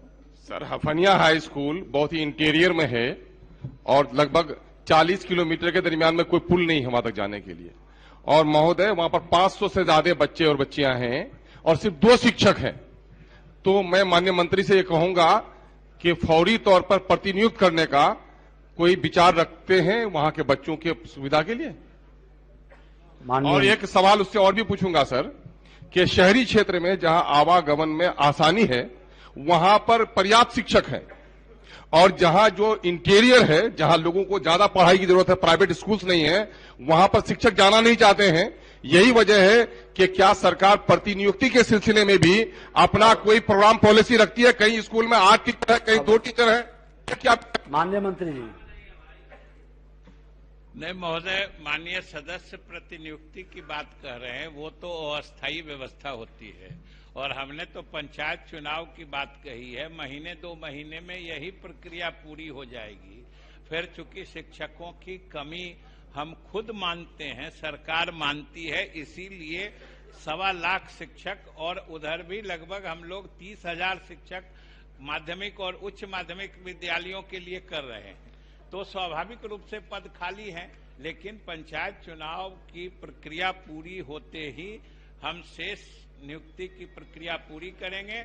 और आपकी बात से हम सहमत हैं कि वहां पद खाली है, वहां निश्चित रूप से शिक्षकों की नियुक्ति पदस्थापन कर दी जाएगी। श्री विजय कुमार। एक अंतिम पूरा सर, अंतिम पूरा सर, प्लीज सर, एक अंतिम पूरा सर। 3 हो गया। चलिए श्री विजय कुमार। ऑनलाइन उत्तर असंतोषजनक है। मैंने शेखपुरा जिला में जहरीली शराब की बिक्री और उसके पीने से गरीब लोग मृत्यु के संबंध में प्रश्न किया था, लेकिन इनके उत्तर में पूरे राज्य का एक रटा रटाया सामान्य आंकड़ा दे दिया गया। उदाहरण स्वरूप निप्पू कुमार, पिता गोवर्धन प्रसाद हुसैना। पूरक क्या है आपका? पूरक सीधे पूछे, समय कम है। माननीय सदस्य बार बार आग्रह करते हैं कि ज्यादा से ज्यादा सदस्य। शेखपुरा की मौत हो गई, प्रशासन इस पर लिपा पोती कर दोषियों पर कार्रवाई नहीं की रही है। पूरक पूछिए ना। हम आपके माध्यम से चाह रहे हैं जी कि कब तक दोषी पदाधिकारियों एवं शराब माफियाओं पर कड़ी कार्रवाई की जा सकती है? वहां से जो जिला प्रशासन से रिपोर्ट प्राप्त है उसके अनुसार एक पुलिस पदाधिकारी का इस दौरान 2016 के बाद से जब नीति लागू की गई शराबबंदी की, तो उसका डिसमिसल भी हुआ है, और 3 पदाधिकारियों पर अभी विभागीय कार्रवाई चल रही है। उसके अतिरिक्त उसी जिले में मैंने खंड क में लिखा है कि जब से ये नीति लागू हुई और कानून बना, तब से उस जिले में 8,101 छापामारी की गई, 980 अभियोग दर्ज किए गए, 859 व्यक्तियों को न्यायिक हिरासत में भेजा गया, 149 के विरुद्ध फरार अभियोग तथा कुल 69,032 लीटर चुलाई शराब, 799 लीटर अवैध देशी शराब, मसालेदार देशी शराब 8,046, ये सब आदि बरामद हुए। इसके प्रासंगिक अवधि में कुल 37 वाहन भी जब्त किए गए। उस जिले में कार्रवाई लगातार हो रही है, और जो कमी अगर प्रशासनिक तौर पर देखी जा रही है तो वहां पर उनके विरुद्ध अनुशासनिक कार्रवाई भी हो रही है। श्री अरुण शंकर प्रसाद, पूरा पूछिए। इसमें उत्तर में बिहार विश्वविद्यालय के कुल के द्वारा बताया गया है कि कोविड-19 की वजह से विलंब हुआ है। राशि प्रयोगशाला की है और उसके क्रय में विलंब का कारण कोविड-19 को बताया गया है, जबकि कोविड-19 स्वयं स्पष्ट है कि 2019 के दिसंबर में आया है। ये राशि महोदय 2018 की है, और 2018 से आज तक वो बैठे हुए थे, और 1 करोड़ रूसा की राशि प्रयोगशाला के लिए क्रय के लिए था बच्चों का, और वो बच्चा प्रयोगशाला में बिना उपकरण के काम करते रहा, लेकिन वो खरीद नहीं कर सका। इसलिए मेरा है उसमें प्रश्न है महोदय कि विलंब के लिए दोषी पदाधिकारी पर कौन सी कार्रवाई करना चाहते हैं माननीय मंत्री महोदय? हम जो इसके विलंब के लिए, हालांकि खुद माननीय सदस्य ने कहा है कि ये राशि 2018 की राशि है, फिर इसका प्राक्कलन बनते, अप्रूवल होते 2019 आ गया, और उसके बाद फिर कोविड का दौर शुरू हो गया। लेकिन फिर भी माननीय सदस्य जिम्मेदारी से कह रहे हैं, तो हम इसकी मुख्यालय के अधिकारी से जांच करा लेंगे, और अगर कोई दोषी होंगे तो कार्रवाई करेंगे। ठीक, श्री संजय सरावगी। 5 साल पहले +2 का भवन बन के तैयार हो गया अध्यक्ष महोदय, और अभी तक वहां नामांकन प्रारंभ नहीं हुआ है +2 में। तो मैं माननीय मंत्री जी से यह पूछना चाहता हूं कि नामांकन कब से प्रारंभ होगा और जो कोड मिला वो कब मिला, ये मैं जानना चाहता हूं। और अभी तक नामांकन प्रारंभ नहीं हुआ तो क्यों नहीं हुआ, इसमें कौन है दोषी? और ये कोड मिला तो कब मिला? 15 में भवन बन के तैयार हो गया 1,15,00,000 का। माननीय मंत्री, कोड तो महोदय हमने अभी दिया है उनको। ये माननीय सदस्य का कहना सही है कि कोड मिलने में विलंब हुआ है, जिसके कारण नामांकन में भी विलंब हुआ है। कोड मिल गया है, अब जैसे ही बच्चे आएंगे नामांकन प्रारंभ हो जाएगा। अध्यक्ष महोदय, बस मेरा एक पूरक है। 5 साल हो गया, पहले हम लोग प्रश्न लगाते थे भवन बन जाए, और लगातार 5 साल तक मैंने प्रयास किया। एक बस समयबद्ध जो है, समयबद्ध कार्रवाई जो है माननीय मंत्री जी, इसमें कब तक कराएंगे कार्रवाई दोषी पर, जरा बताएं। ठीक, हाँ, कोड मिल गया है, अब तो आगे की कार्रवाई में नामांकन होना है। बच्चे आएंगे, नामांकन होगा। अब प्रश्नोत्तर काल समाप्त हुआ। जिन प्रश्नों के उत्तर तैयार हो उन्हें सदन पटल पर रख दिए जाएं। माननीय सदस्यगण, आप सुन लीजिए, पहले हमारा प्रस्ताव तो सुन लीजिए।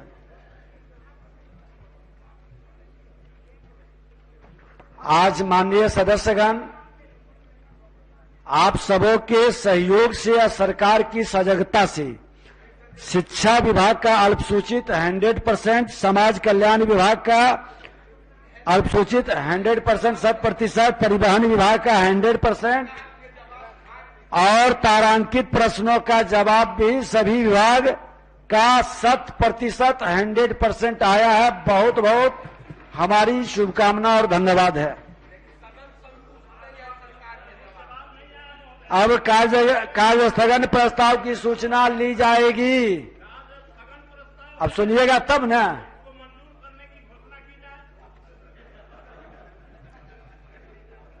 तो हम सुनते हैं, आप ही बोले। अब कार्य स्थगन प्रस्ताव, माननीय सदस्यगण, आज दिनांक 30 नवंबर 2021 के लिए निम्न माननीय सदस्यों से कार्य स्थगन प्रस्ताव की सूचनाएं प्राप्त हुई है। श्री सत्यदेव राम, श्री महबूब आलम, श्री अजीत कुमार सिंह, श्री अरुण सिंह, श्री भूदेव चौधरी, श्री रामबली सिंह यादव एवं श्री अजय कुमार, श्री अजीत शर्मा। आज सदन में राजकीय विधेयकों के व्यवस्थापन का कार्यक्रम निर्धारित है। अतएव बिहार विधानसभा की प्रक्रिया ताकार संचालन नियमावली के नियम 47(2) के तहत नियमानुकूल नहीं रहने के कारण सभी कार्य स्थगन प्रस्ताव की सूचनाओं को अमान्य किया जाता है। अब शून्यकाल लिए जाएंगे। श्री कुंदन कुमार,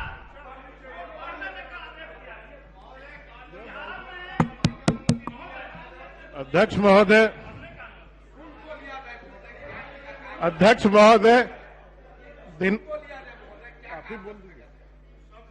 अध्यक्ष महोदय, दिनांक 30 अक्टूबर 2021 की कार्रवाई में मारे गए बेगूसराय जिला के शहीद लेफ्टिनेंट ऋषि रंजन जी को सरकार की तरफ से अनुग्रह राशि और निकटतम आश्रितों के लिए सरकारी नौकरी की मांग करता हूं। देखेंगे बाद में।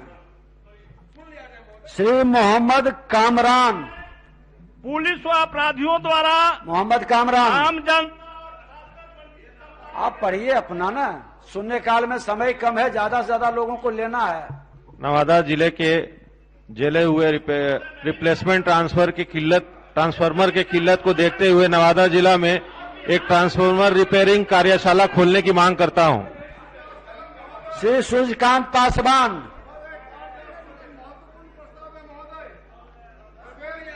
श्री सूर्यकांत पासवान, शून्यकाल के बाद बैठिए। आज शून्यकाल के बाद बैठिए, आप बैठिए, चलिए आसन पर। सूर्यकांत पासवान,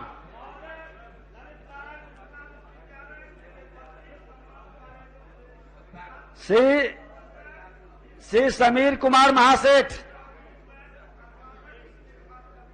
दिनांक 8/11/21 को अफसर कॉलोनी में गुलशन खातून की हत्या हो गई।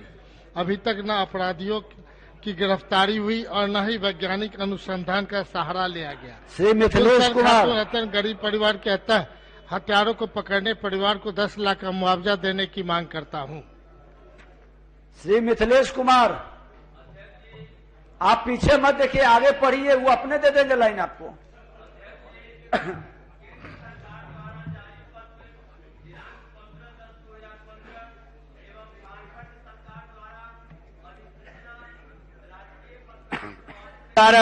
दिनांक 13/12/2017 के अनुरूप बिहार के किसानों को भी ऊर्जा विभाग द्वारा भूमि का प्रतिपूर्ति भुगतान किया जाए। श्री आलोक कुमार मेहता।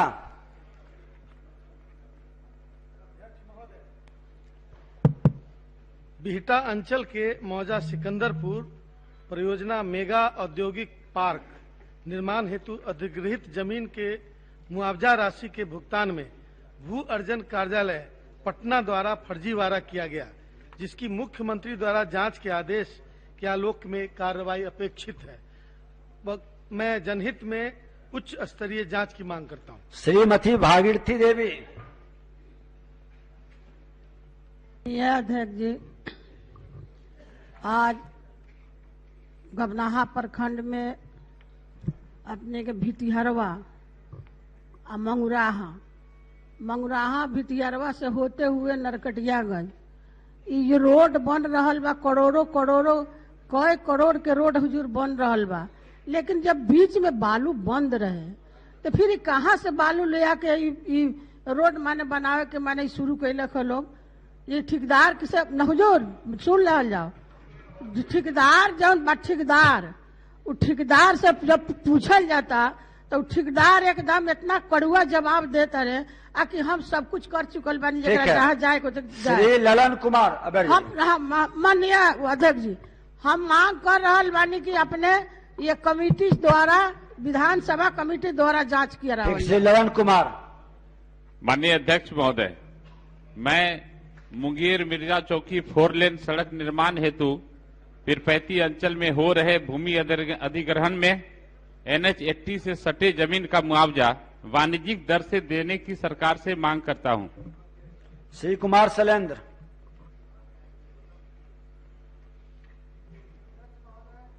भागलपुर जिला अंतर्गत बिहपुर विधानसभा के नारायणपुर प्रखंड के जयपुर चूहर पश्चिम पंचायत के वार्ड नंबर 2 के बिहारी यादव पिता बंटी यादव की दिनांक 25 सितंबर 2021 को गंगा की धार में डूबने से मौत हो गई।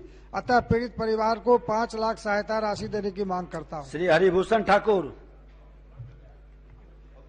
मधुबनी जिला के बिस्फी विधानसभा क्षेत्र अंतर्गत बिस्फी एवं रहिका प्रखंड के कई पंचायतों में जल जमाव के कारण सैकड़ों एकड़ भूमि में खेती नहीं होती है।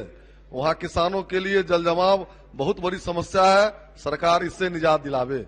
श्री मनोज कुमार यादव।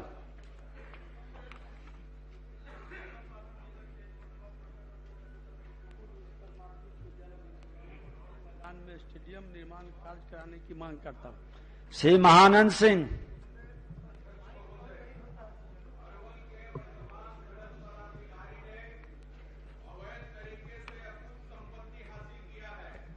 सरकार से उनकी संपत्ति की जांच कराने व खनन विभाग से तत्काल हटाने की मांग करता हूं अध्यक्ष महोदय। श्री वीरेंद्र प्रसाद गुप्ता। अब ये पढ़ लिए बैठ जाइए दूसरे का, नहीं ये गलत है, नहीं कोई बात नहीं जाएगी संज्ञान में। श्री वीरेंद्र प्रसाद गुप्ता।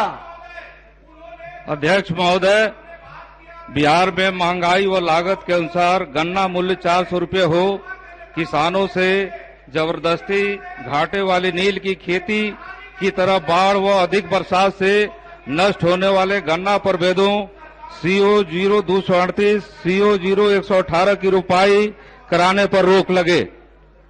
माननीय सदस्य, आसन की अनुमति के बिना बोलने से आपकी विशेष पहचान नहीं बनती है। माननीय दूसरे सदस्य की भी चिंता करें, जैसे आप अपना बात रखे दूसरा भी रख रहा तो सुने। श्री प्रणव कुमार। विषय आ गया, अरे आप बोल दिए, विषय आ गया, उस पढ़ने का मौका मिल गया। बोलिए प्रणव कुमार। अध्यक्ष महोदय,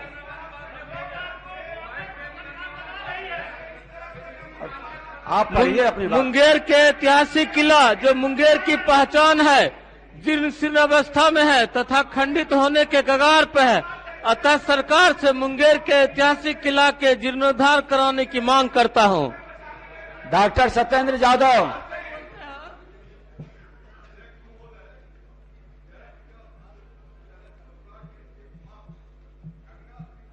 विद्यालय में विधि की पढ़ाई को पुनः आरंभ करने हेतु मैं सरकार से मांग करता हूं। चलिए धन्यवाद। 21 शब्द में है श्री अजय कुमार।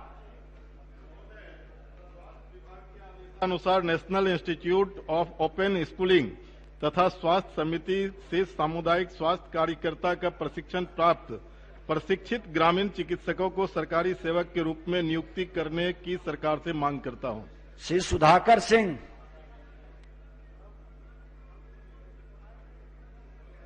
के दुर्गावती प्रखंड अंतर्गत ग्राम मचखिया में पुल के अधूरे निर्माण से ग्रामीणों में काफी आक्रोश है। सरकार वर्षों से लंबित अधूरा पुल निर्माण कराकर पूरा करावे।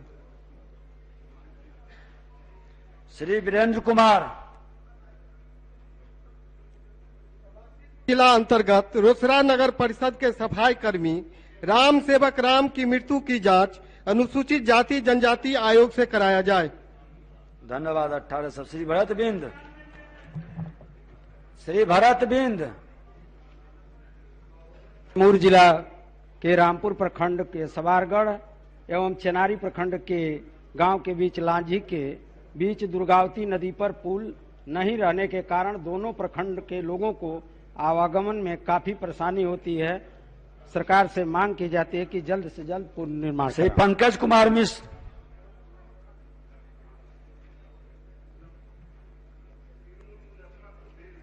अंतर्गत शीतल केंद्र सीतामढ़ी के कैंपस में 30 साल पुराना सागवान एवं शीशम का लगभग 150 पेड़ बिना विभाग की अनुमति के पदाधिकारी द्वारा कटा दिया गया।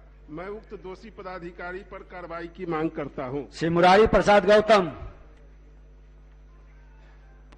अध्यक्ष महोदय, चेनारी विधानसभा अंतर्गत ऐतिहासिक रोहतासगढ़ किला परिसर मूलभूत सुविधाओं जैसे पेयजल, शौचालय, रोशनी, मोबाइल नेटवर्क, यात्री विश्राम गृह आदि से वंचित है, जिसके चलते पर्यटकों को कठिनाई का सामना करना पड़ रहा है। अतः रोहतासगढ़ किला परिसर में मूलभूत सुविधा उपलब्ध कराने की सरकार से मांग करता हूं। सौरभ।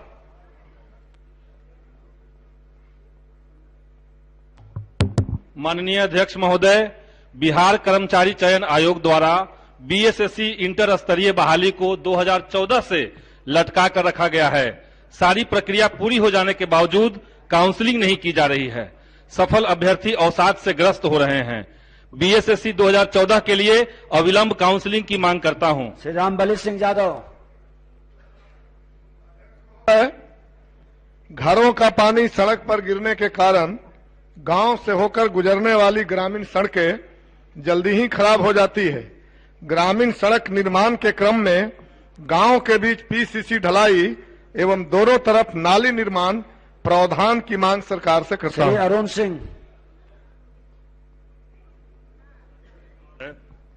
माननीय उच्च न्यायालय पटना CWG नंबर 5887/2016 द्वारा पारित आदेश दिनांक 11/6/2019 के आलोक में प्रखंड सुजपुरा, रोहतास, धबई आंगनबाड़ी केंद्र संख्या 47 पर सीता देवी को संचालन हेतु नियुक्त किया जाए। श्री सत्यदेव राम।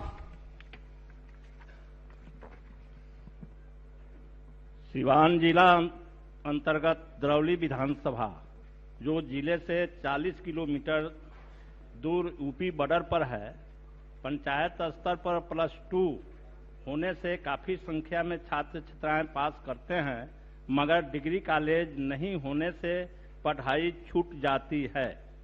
अतः मैं डिग्री कॉलेज की स्वीकृति की मांग करता हूं। श्री अजीत कुमार सिंह। अध्यक्ष महोदय, राज्य में बीपीएसएम के तहत 3 पदों में आईटी मैनेजर एवं कार्यपालक सहायक की सेवा अवधि 5 वर्ष पश्चात 2 पदों को लाभ देकर मानदेय बढ़ाया गया, परंतु आईटी सहायकों का नहीं। शासी परिषद की 24वीं बैठक के निर्णयानुसार बेल्ट्रॉन के पत्रांक MP 834/19 के अनुरूप आईटी सहायकों के मानदेय बढ़ाने की मांग करता हूं। श्री राकेश कुमार रोशन। अध्यक्ष महोदय, नालंदा जिला अंतर्गत इस्लामपुर प्रखंड में बहने वाली जलवार नदी में चुल्हन बीघा के समीप छिलका का निर्माण और छिलका से पूर्व और पश्चिम में पैन की खुदवाई करवाने हेतु जनहित में सरकार से मांग करता हूं, जिससे कि उस इलाका के लगभग 1000 एकड़ भूमि की सिंचाई हो सके। श्री विनय कुमार।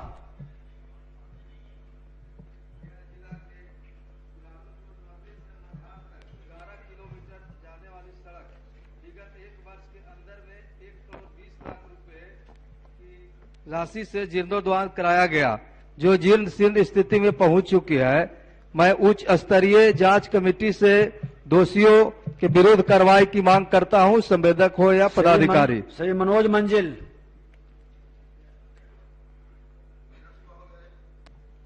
कोइलवर भोजपुर स्थित प्रतिष्ठित तारामणि भगवान साव +2 विद्यालय को सरकार तोड़कर रोड बना दी है, जिसके कारण सैकड़ों बच्चों की पढ़ाई 3 साल से बाधित है।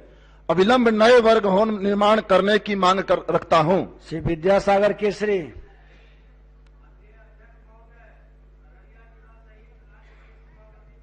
वर्तमान पंचायत चुनाव एवं आने वाले निकाय चुनाव में स्थानीय निकाय प्रतिनिधियों एवं पदाधिकारियों कर्मचारियों के साठगांठ से एक खास वर्ग के विदेशी नागरिकों का मतदान सूची में नाम जोड़कर चुनाव प्रभावित किए जा रहे हैं।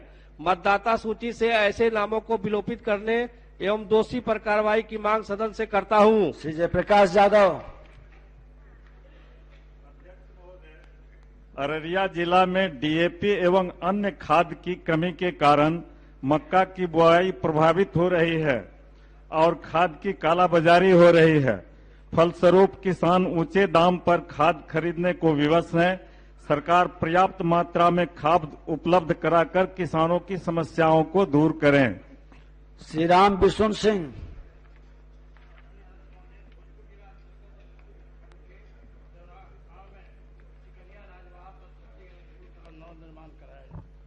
धन्यवाद। 14 शब्द के लिए श्री भूदेव चौधरी।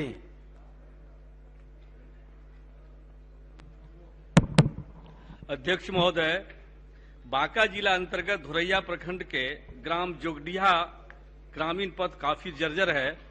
आजादी के बाद कभी मरम्मती नहीं होना, वाहनों का परिचालन नहीं होना, तो राहगीरों को पैदल चलने में हो रही असुविधा की वजह से उक्त सड़क को जनहित में प्राथमिकता के आधार पर अविलंब निर्माण कराया जाए। श्री मुकेश कुमार यादव।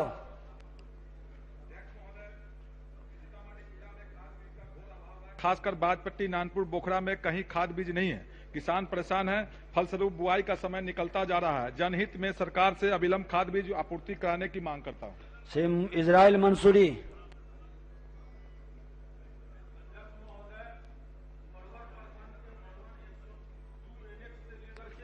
कुढ़नी सीवान तक का सड़क काफी जर्जर स्थिति में है, यथाशीघ्र बनवाई जाए। श्री निरंजन राय।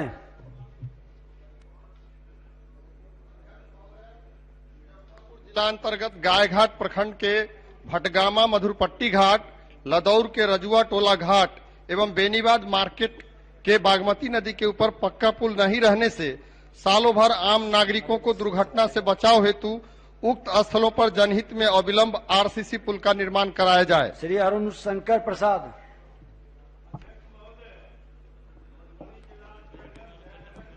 में 19/11/21 को पूर्णिमा स्नान के क्रम में पिंटू कुमार एवं प्रशांत कुमार पिठवा टोल की मृत्यु डूबने से हुई है।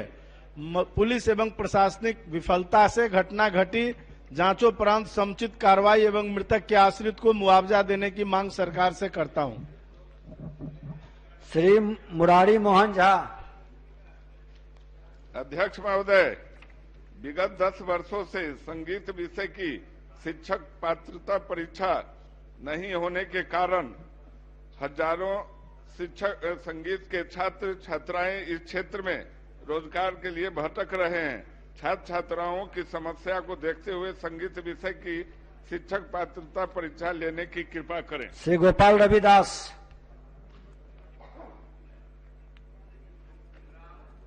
पंचायत परसा फुलवाड़ी शरीफ में अतिरिक्त स्वास्थ्य केंद्र बनाने की मांग करता हूं।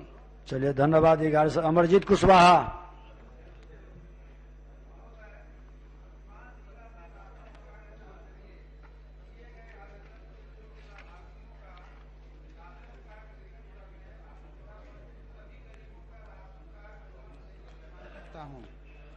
अब ध्यान आकर्षण की सूचनाएं ली जाएगी। ठीक है, आप पढ़ दीजिए। एक मिनट। बिहार में एक मिनट सत्यदेव जी, ध्यान आकर्षण सूचना के बाद समय शेष रहेगा तो शेष को भी पढ़वा देंगे। चलिए अभी पढ़े ना। बिहार में पुलिस व अपराधियों द्वारा आम जनता और खासकर वंचित समुदाय के लोगों के ऊपर बर्बर हमले और हत्याएं आम बात हो गई है। समस्तीपुर में हाजत में सफाई कर्मी राम सेवक राम, अररिया में महादलित चंदेश्वरी ऋषिदेव, सुपौल में भूमि आंदोलन के नेता जोगेंद्र पासवान और मधुबनी में एक पत्रकार की हत्या सहित पूरे राज्य में ऐसे मामले में आबाद बढ़ोतरी हुई है।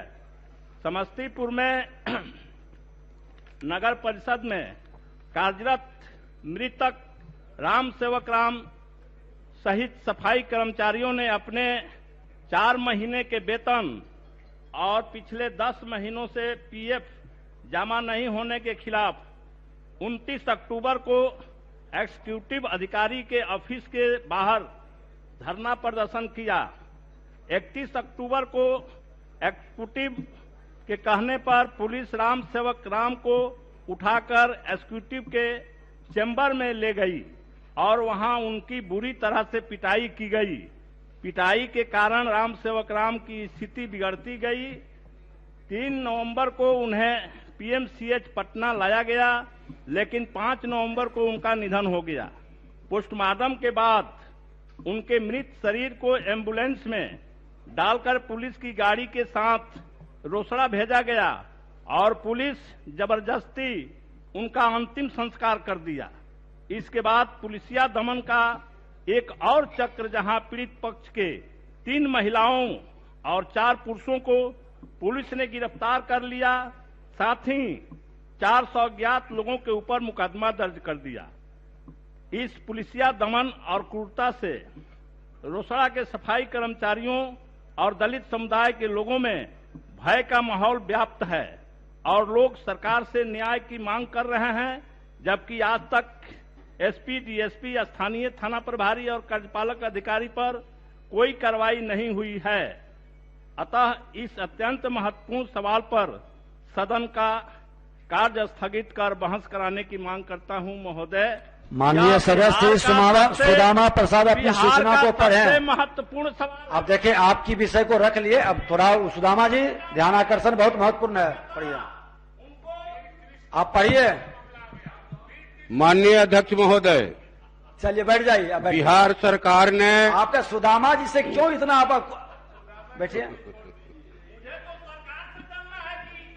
पढ़िए सुदामा जी। माननीय अध्यक्ष महोदय, बिहार सरकार ने,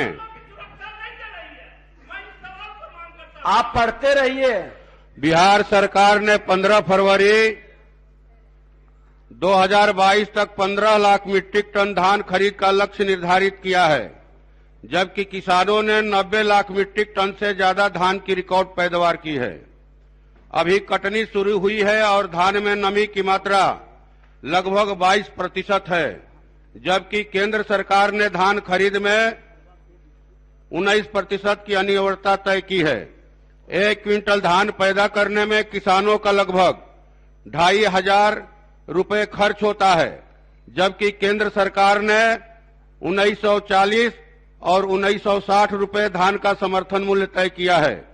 80% खेती बटाईदार किसान करते हैं, लेकिन पुनः इस साल बटाईदारों से धान खरीद के लिए जमीन का खाता खेसरा मांगने की शर्त से धान नहीं खरीदने की मंशा जाहिर होती है, क्योंकि कोई भी भूस्वामी अपनी जमीन का खाता खेसरा नहीं देते हैं।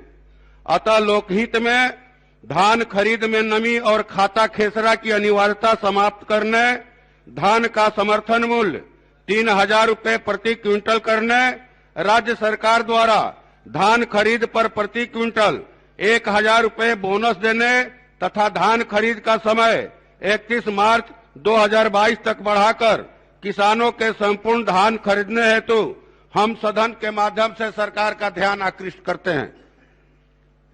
माननीय मंत्री सहकारिता विभाग। स्थानांतरित है। अध्यक्ष महोदय,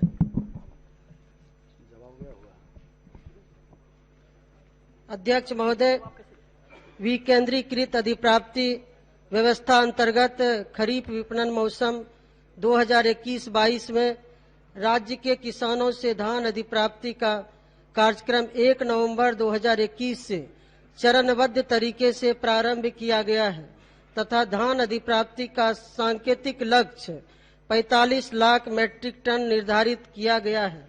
धान अधिप्राप्ति हेतु निर्धारित लक्ष्य सांकेतिक है, इसलिए किसानों के द्वारा क्रय केंद्रों पर रैयती एवं गैर रैयती किसानों के लिए निर्धारित मात्रा के अनुरूप धान की अधिप्राप्ति करा सकते हैं, जो इस क्षेत्र के वास्तविक उत्पादन से अधिक न हो। किसानों से धान अधिप्राप्ति हेतु अधिकतम नमी की मात्रा तथा अन्य विनिर्दिष्टियां भारत सरकार द्वारा निर्धारित की जाती है, जिसका अनुपालन राज्य सरकार द्वारा किया जाता है। भारत सरकार द्वारा खरीफ विपणन मौसम 2021-22 में धान में नमी की अधिकतम मात्रा 17% निर्धारित की गई है। कृषि लागत मूल्य एवं अन्य लागत खर्च के अवलोकन उपरांत भारत सरकार के द्वारा क्रमशः खरीफ एवं रबी विपणन मौसमों में उत्पादित खाद्यान्नों का न्यूनतम समर्थन मूल्य निर्धारित कर परिचारित किया जाता है। इसी क्रम में खरीफ विपणन मौसम 2021-22 के लिए भारत सरकार के द्वारा धान साधारण का न्यूनतम समर्थन मूल्य 1940 रुपये प्रति क्विंटल तथा धान ग्रेड ए का न्यूनतम समर्थन मूल्य 1960 रुपये प्रति क्विंटल निर्धारित कर सूचित किया गया है। विकेंद्रीकृत अधिप्राप्ति व्यवस्था अंतर्गत किसानों से न्यूनतम समर्थन मूल्य पर धान की अधिप्राप्ति हेतु भारत सरकार द्वारा समय समय पर नीति का निर्धारण किया जाता है।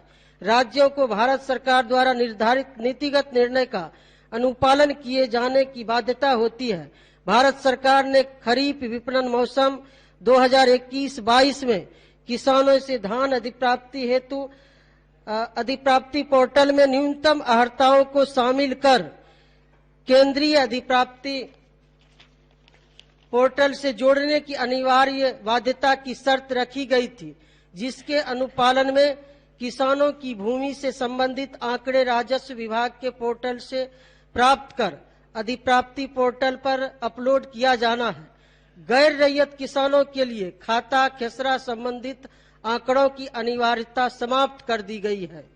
खरीफ विपणन मौसम 2021-22 में राज्य के किसानों को आपात बिक्री की स्थिति से बचाने तथा बिचौलिए एवं व्यापारियों का अधिप्राप्ति कार्यक्रम में सहभागिता न हो, इस हेतु राज्य सरकार द्वारा धान अधिप्राप्ति कार्यक्रम 1 नवंबर 2021 से 15 फरवरी 2022 तक निर्धारित किया गया है। जहां तक धान के न्यूनतम समर्थन मूल्य का प्रश्न है, यह भारत सरकार के क्षेत्राधिकार अंतर्गत आता है। खरीफ विपणन मौसम 2021-22 में किसानों को न्यूनतम समर्थन मूल्य पर बोनस देने का कोई प्रस्ताव विचाराधीन नहीं है।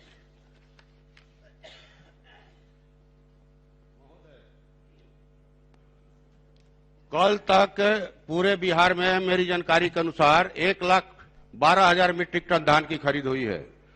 तो जो 17% नमी की अनिवार्यता है, वे माननीय मंत्री जी से हम जानना चाहते हैं कि किस जिले में, मैं तो समझता हूं कि ये जो फर्जी धान खरीद हुई है, पहले के धान को इधर खरीद किया गया है, अभी 20% से ऊपर नमी है धान में। तो ये मंत्री जी बताएं कि 1,12,000 मीट्रिक टन जो धान की खरीद हुई है, किस जिले में कितने धान की खरीद हुई है और उसमें नमी की मात्रा क्या है।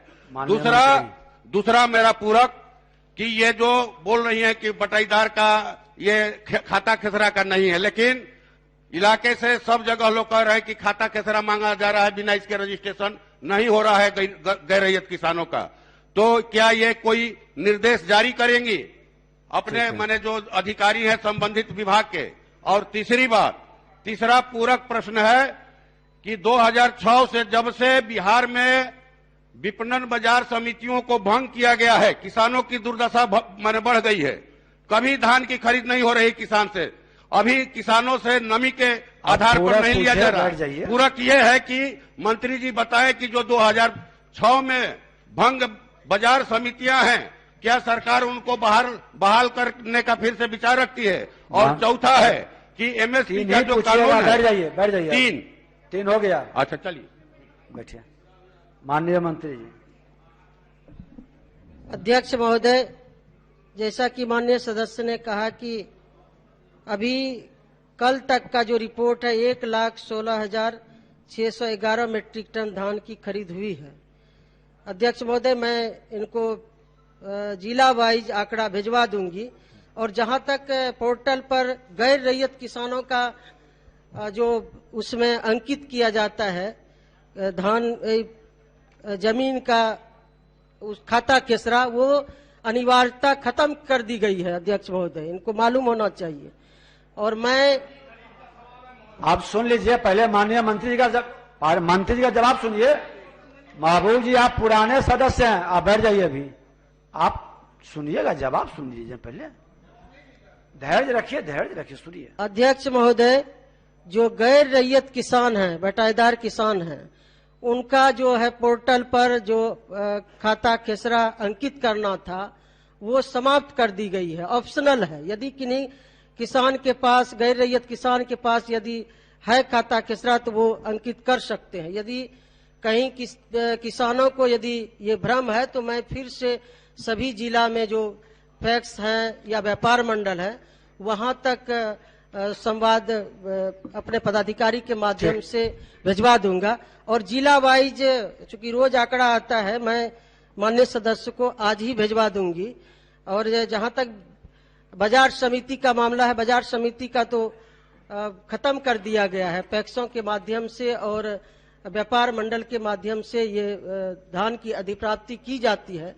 इसमें कहीं भी किसी भी तरह का किसान को दिक्कत नहीं है। इस बार तो आप किसानों के लिए बहुत ही माननीय मुख्यमंत्री श्री नीतीश कुमार जी के निर्देश के आलोक में विभाग ने निर्णय लिया कि हम लोग किन्हीं न किन्हीं कारणवश से दिसंबर में ये अधिप्राप्ति शुरू कर पाते थे, जो कि शाहाबाद के इलाके में दिसंबर में कटाई होती है।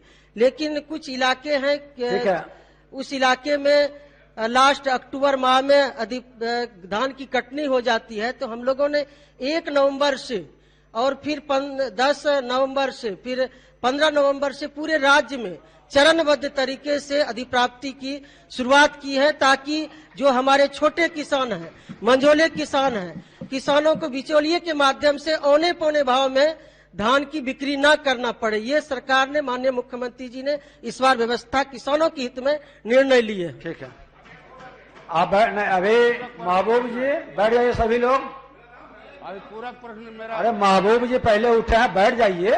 क्यों इतना आप लोग बैठिए। सुदामा जी आपका हो गया 3, अब आप बैठ जाइए।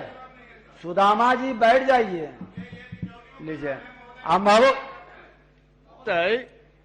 थोड़ा एक चीज ध्यान रखिए माननीय सदस्य, एक तो महबूब जी नेता भी हैं, तो थोड़ा आप इनका भी तो इस तरह के सम्मान करिए। मेरा ये कहना है महोदय इस वक्त। लेकिन आप सुन लीजिए महबूब साहब, आपका साइन नहीं है। लेकिन फिर भी सुना जाए महोदय।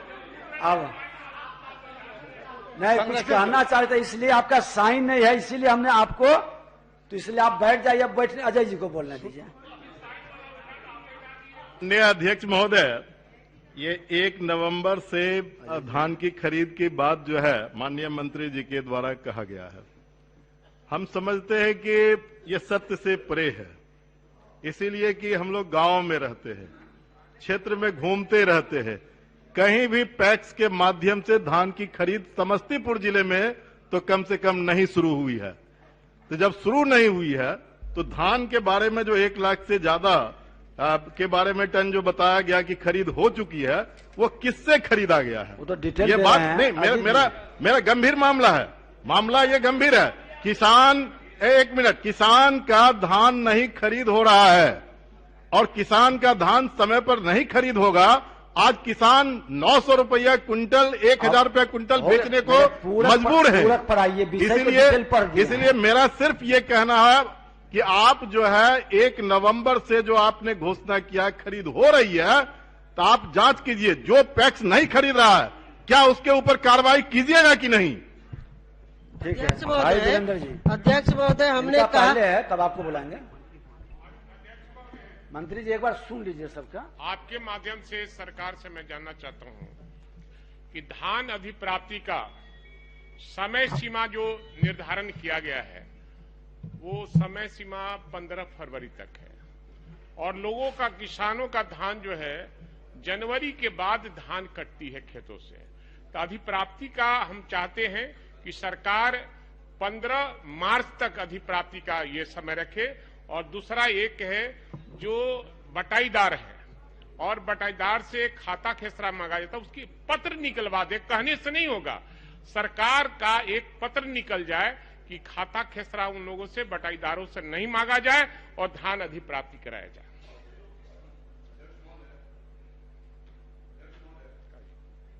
हाँ बोलिए। केंद्र सरकार ने जो देश भर में मंडियों को खत्म करने का कानून था, उसको वापस ले लिया है और पूरे देश में बिहार एकमात्र ऐसा राज्य है जहां मंडियों को खत्म करने का कानून अभी तक चल रहा है। तो क्या सरकार बिहार के अंदर भी एपीएमसी एक्ट को खत्म करके मंडियों को पुनर्बहाल करना चाहती है? महोदय, धान की खरीदारी में जो अनियमितता है, एक सेकंड महोदय, वो इस कदर है, एक केंद्रीय मंत्रालय का रिपोर्ट है, कृषि मंत्रालय का, इसके मुताबिक पिछले साल देश के 43,35,000 पूछिए। पूरक है महोदय, बस एक लाइन है महोदय। 43,35,972 किसानों को न्यूनतम समर्थन मूल्य पर गेहूं बिक्री का फायदा मिला, जिसमें से बिहार के सिर्फ 1002 किसान शामिल थे। बिहार में पैक्स फेलोर हो चुका है। अरबा हुसैना के नाम पर, नमी के नाम पर किसानों का धान नहीं खरीदा जा रहा है। इसलिए मंडियों को पुनर्बहाल करने का विचार क्या बिहार की सरकार भी केंद्र सरकार के तहत चलते हुए करना चाहती है? जवाब इसका दिया जाए। बोलिए, आप बोलिए पहले ना। आप महोदय, सवाल तो हो रहा है, जवाब उचित नहीं मिल रहा है। सुदामा जी हैं मेरे लिए, वो तो बोल दिया, आप अपना बोलिए। लेकिन उन्होंने सवाल जो किया माननीय मंत्री जी से कि 1 लाख कुछ हजार मेट्रिक टन धान बिका, खरीद हुई, अधिप्राप्ति हुई, तो उसमें नमी कितना था और किस जिले में कितना खरीदा गया, इस सवाल को दबा दिया गया। ये तो जवाब दे ही दिए सुदामा जी का। आपका क्या पूरक है? वही पूरक है आपका पूरक। ठीक, उस सवाल का जवाब नहीं मिला। मंत्री जी, आप बैठ जाइए। ने जो सवाल किया, मंत्री जी आप बैठ जाइए, सुन लीजिए, बैठ जाइए। अध्यक्ष महोदय, अभी पूरक प्रश्न करके माननीय सदस्य अजय जी ने कहा कि समस्तीपुर जिला में खरीद नहीं हो रही है, 1 नवंबर से शुरू हुआ। हमने कहा कि चरणबद्ध तरीके से जिस जिले में धान की कटनी पहले होती है वहां के लिए किया गया था। पूर्णिया प्रमंडल और कोसी प्रमंडल में धान की कटनी लास्ट अक्टूबर में होती है, इसलिए 2 प्रमंडल में 1 नवंबर से शुरू किया गया। फिर 10 नवंबर को तिरहुत प्रमंडल, मगध और सारण प्रमंडल में किया गया।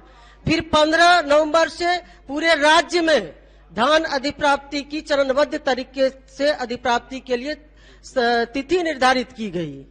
तो हमने ये कहा कि 1 नवंबर से समस्तीपुर या अन्य जिले के लिए है। और दूसरी बात की अभी भाई वीरेंद्र जी ने कहा कि सभी जगह पत्र चला जाना चाहिए। ये तो पोर्टल पर ही लोड करेंगे, कृषि विभाग का पोर्टल है।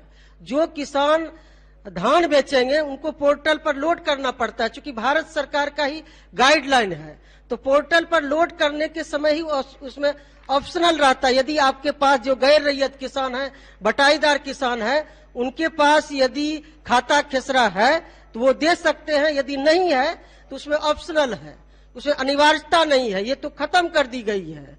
दूसरी बात की आपके द्वारा हुआ कि सब जगह पत्र चला जाना, तो ये मैं सभी जगह भिजवा दूंगी विशेष रूप से आपके ये पर। और फिर जो समय सीमा बढ़ाने की बात है या नमी की मात्रा जो है, ये भारत सरकार तय करती है। लक्ष्य भी भारत सरकार तय करती है, नमी की मात्रा भी भारत सरकार तय करती है। हाँ, समय समय पर हम लोगों की यदि अधिप्राप्ति, किसानों की संख्या अधिक होती है बेचने वाले की, तो हम लोग इसका समय समय पर लक्ष्य बढ़ाने का भी अनुरोध करते हैं भारत सरकार से। और नमी का भी हम लोगों ने अभी भारत सरकार ने इस विभाग ने, फूड विभाग ने, भारत सरकार ने जो नमी की मात्रा और कम कर दी थी, तो माननीय मुख्यमंत्री जी ने विभागीय मंत्री पीयूष गोयल जी से बात की, हमने पत्राचार की, तो फिर अन्य राज्य के मुख्यमंत्रियों ने बात की, तो फिर 17% इसको रखा गया। तो ये भारत सरकार तय करती है। और जहां तक अभी एक अन्य माननीय सदस्य ने कहा कि जो है व्यापार ये बाजार समिति को बहाल किया जाए, तो ये तो बाजार समिति तो समाप्त हो चुका है, ये हमारे विभाग से भी संबंधित नहीं है, ये कृषि विभाग से संबंधित है। और नमी की मात्रा के विषय में सुदामा जी ने कहा, नमी की मात्रा भारत सरकार तय करती है, तो उनके गाइडलाइन के मुताबिक हम लोग ये अधिप्राप्ति करते हैं। चलिए, माननीय सदस्य श्री अरुण कुमार सिन्हा अपनी सूचना को पढ़ें। ठीक है, 17% नमी पर 17%। मोकामा टाल क्षेत्र दलहन उत्पादक क्षेत्र है।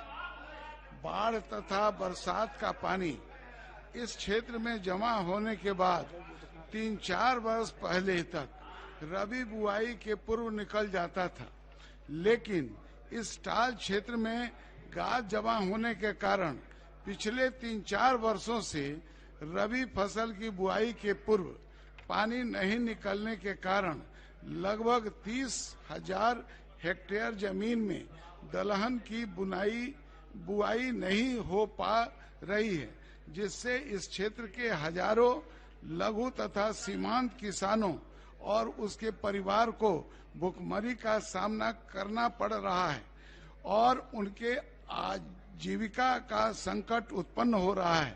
टाल क्षेत्र में जल निकासी के नाम पर हर वर्ष करोड़ों रुपए खर्च होने के बावजूद सही नीति नहीं रहने के कारण समस्या ज्यों की त्यों बनी रह गई है।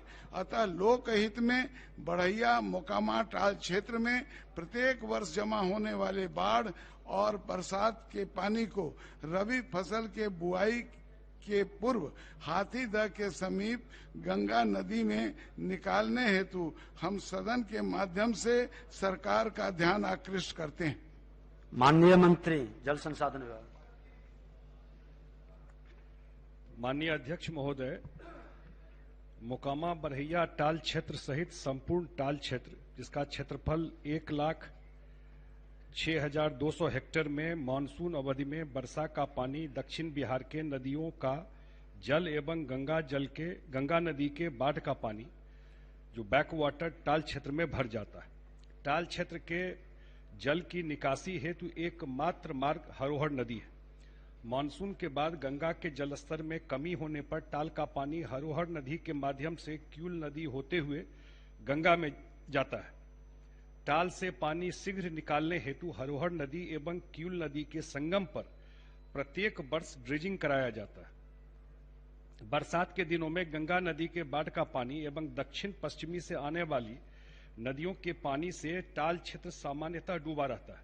इस कारण टाल क्षेत्र के अधिकांश भूभाग में खरीफ की खेती नहीं हो पाती है, परंतु रबी के बुआई के पूर्व 100 समय जल निकासी हो जाने के पश्चात टाल क्षेत्र में चना, मसूर, मटर, अरहर इत्यादि दलहनों की अच्छी पैदावार होती है। टाल क्षेत्र में गंगा के बैक वाटर को प्रवेश से रोकने, जल प्रवाह को नियंत्रित करने एवं बेहतर जल प्रबंधन के लिए बाढ़ प्रबंधन योजना के तहत 188.50 करोड़ रुपए लागत से कई योजनाओं का कार्यान्वयन किया जा रहा है, जिसमें हरोहर नदी में लखीसराय जिला के लखीसराय प्रखंड के अंतर्गत बालगुदर ग्राम के पास एंटी फ्लड सुली सह रेगुलेटर का निर्माण कार्य प्रगति पर है एवं डुमना सोता, खनुआ सोता, गायघाट सोता एवं लगड़ी सोता में एंटी फ्लड स्लुइस का निर्माण कार्य पूरा कर लिया गया है। और जो एक बलगुदर वाला बचा हुआ है उसमें थोड़ा सा लैंड एक्विजिशन का इशू था, वो पैसा 9 करोड़ चला गया है और इस बार मॉनसून सीजन से पहले उसका स्ट्रक्चर का काम कंप्लीट हो जाएगा और उसके बाद गेट लग जाएगा बलगुदर में, तो ये काम पूरा हो जाएगा अगले मॉनसून से पहले। इसके अलावा दिनांक 8/9/2020 को मंत्री परिषद की बैठक में 1178.50 करोड़ रुपए की लागत से परियोजना स्वीकृति की गई, जिसके अंतर्गत निम्नांकित कार्य कराए जाएंगे। पहला, मुहाने गोइठवा एवं जिरैन नदी पर कुल 3 बराज का निर्माण। दूसरा, विभिन्न स्थलों पर कुल 11 बियर का निर्माण। तीसरा, विभिन्न स्थलों पर कुल 56 चेक डैम का निर्माण। टाल क्षेत्र के अंतर्गत 74 अदद पैनों का तल सफाई कार्य के साथ 225 अदद कलवर्ट का निर्माण कार्य। पटना जिला अंतर्गत बाढ़ सरमेरा रोड पूरन बिघा कोंदी से घोसवरी होते हुए हरोहर नदी के बाएं किनारे बलगुदर घाट तक बांध एवं एंटी फ्लड स्लुइस का निर्माण। छठा, अशोक धाम जो लखीसराय जिला से होते हुए सरमेरा तक बांध का निर्माण कार्य, साथ में उसके ऊपर सड़क निर्माण कार्य। उपरोक्त निर्माण कार्यों से टाल क्षेत्र में नियंत्रित रूप से ही इसमें जल प्रवेश होगा और जल निकासी भी शीघ्रता से हो सकेगी। इस वर्ष हरोहर और क्यूल नदी के मुहाने पर गाद हटाने हेतु बाढ़ अवधि के बाद लगातार ड्रेजिंग कराने के कारण टाल क्षेत्र के अधिकांश भूभाग से जल की निकासी हो चुकी है। कुछ गहरे भूभाग में आंशिक रूप से जल जमाव है, जिसका उपयोग कृषकों द्वारा सिंचाई हेतु किया जाता है। वर्ष 1972 से वर्ष 2017 तक 40 वर्षों के उपलब्ध आंकड़ों के अनुसार 15 अक्टूबर तक सामान्यतः गंगा नदी का जलस्तर टाल क्षेत्र के न्यूनतम बेड लेवल से भी अधिक पाया गया।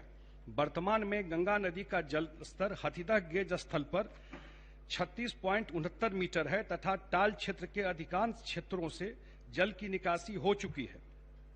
उक्त क्षेत्रों में आधारभूत संरचनाओं तथा रेलवे लाइन, NH, निर्माणाधीन गंगा सेतु एवं घनी आबादी के कारण हथीदह के पास से टाल का पानी चैनल बनाकर निकालना तकनीकी दृष्टि से संभव नहीं है। विभाग का मानना है कि ये गंगा नदी का बैक वाटर दोबारा चला जाएगा वहां पर, लेकिन ये जो स्कीम हम लोगों ने, ये मुख्यमंत्री जी ने पर्सनली इसमें जो मुकामा टाल का ये था उसको मॉनिटर किया।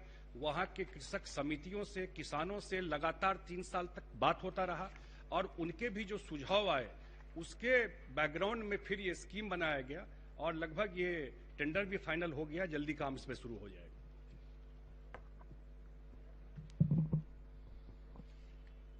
अध्यक्ष महोदय, बड़े विस्तार से माननीय मंत्री जी ने क्या सरकार द्वारा किया जा रहा है, लेकिन मेरा प्रश्न ये है कि मोकामा बढ़िया टाल क्षेत्र में 4 साल से बुआई नहीं हो रही। यह बात सरकार के संज्ञान में कब आई और ये 4 साल तक जो किसानों, जो 4 साल तक बुआई नहीं रहने के कारण किसानों द्वारा जो क्षति हुआ है उसकी क्षतिपूर्ति के विषय में क्या कुछ पॉजिटिव विचार सरकार रखती है? कुछ उसके लिए कोई कार्यक्रम बनाई है कि उसकी क्षतिपूर्ति कैसे की जाए? और हवाई सर्वेक्षण करा के जो योजना आपने बताया है, इस विषय पर मुझे यह कहना है कि यह मामला मोकामा बढ़ैया टाल क्षेत्र का तो है ही, लेकिन इस तरह के जल जमाव से ग्रस्त राज्य में लाखों हेक्टेयर जमीन है। मोकामा बढ़ैया टाल क्षेत्र सहित सभी जल जमाव ग्रस्त कृषि भूमि को जल जमाव से मुक्त करने हेतु सरकार क्या कोई विशेष समिति का गठन करेगी ताकि मोकामा बढ़ैया टाल सहित अन्य जल जमाव क्षेत्रों की स्थिति का अध्ययन कर और जल्दी से जल्दी 4-5 साल हो गया, अभी कितना समय, कोई समय सीमा निर्धारित करेगी कि कब तक ये कठिनाई दूर हो पाएगी? माननीय मंत्री। आदरणीय अध्यक्ष महोदय, मैंने बताया कि ये 3 साल तक लोगों से कंसल्टेशन होता रहा वहीं पर और ये स्कीम सैंक्शन हो गया है 2020 में, टेंडर हो गया है, इस पर काम शुरू हो जाएगा और हम लोग को लगता है कि मुख्यमंत्री जी भी खुद भी मॉनिटर करते रहे हैं, हम लोग जानते हैं। और ये ससमय अब ये पूरा हो जाएगा। और एक मैं बलगुदर घाट का बताया, उसका बचा हुआ काम इन्होंने जो उठाए पूरा प्रश्न कि जो क्षति हुआ 3-4 साल से बुआई नहीं हो रही है, तो ये क्षति तो अब आप जल संसाधन से ये तो नहीं है और आपदा से अगर उसका कुछ माननीय मंत्री जी। हाँ बोलिए।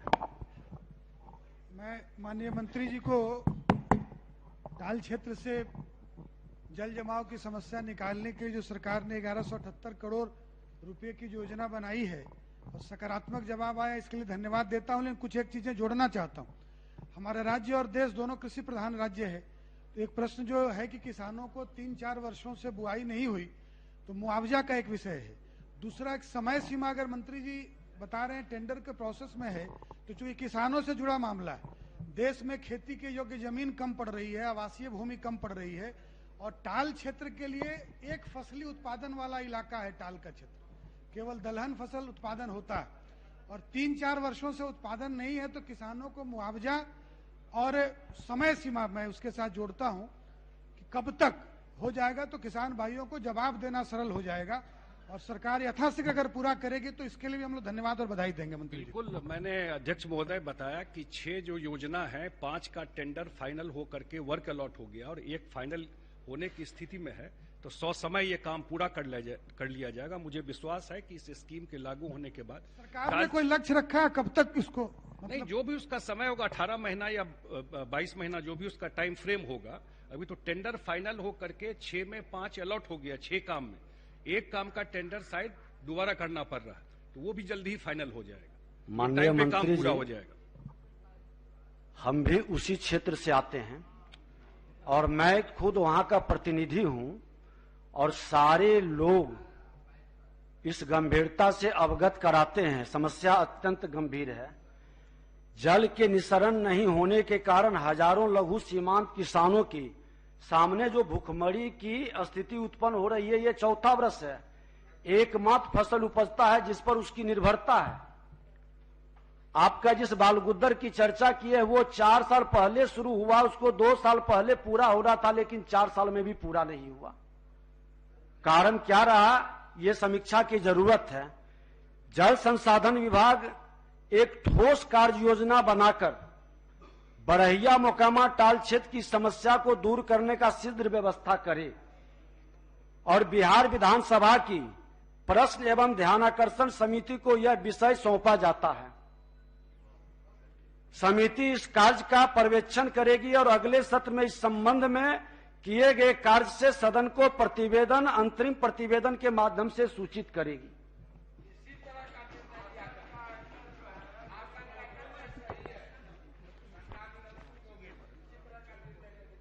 अब माननीय सदस्यगण,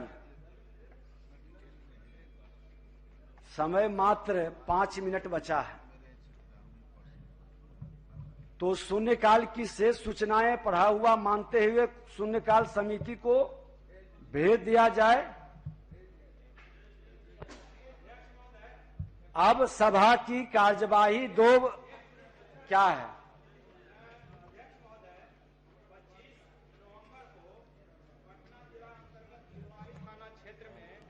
भू माफिया के द्वारा डॉक्टर धर्मेंद्र कुमार जी को गोली मारा गया था और इसके बाद पुलिस उनको खुद परेशान कर रही है। हम शून्यकाल के माध्यम से अध्यक्ष महोदय बोले दिया, तो उनको गोली मार दी गई थी और भू माफिया के द्वारा धमकी दी जा रही है। हम चाहते हैं कि उच्च स्तरीय जांच कराकर भू माफिया पर कार्रवाई करें। अब सभा की कार्यवाही 2 बजे दिन तक के लिए स्थगित की जाती है।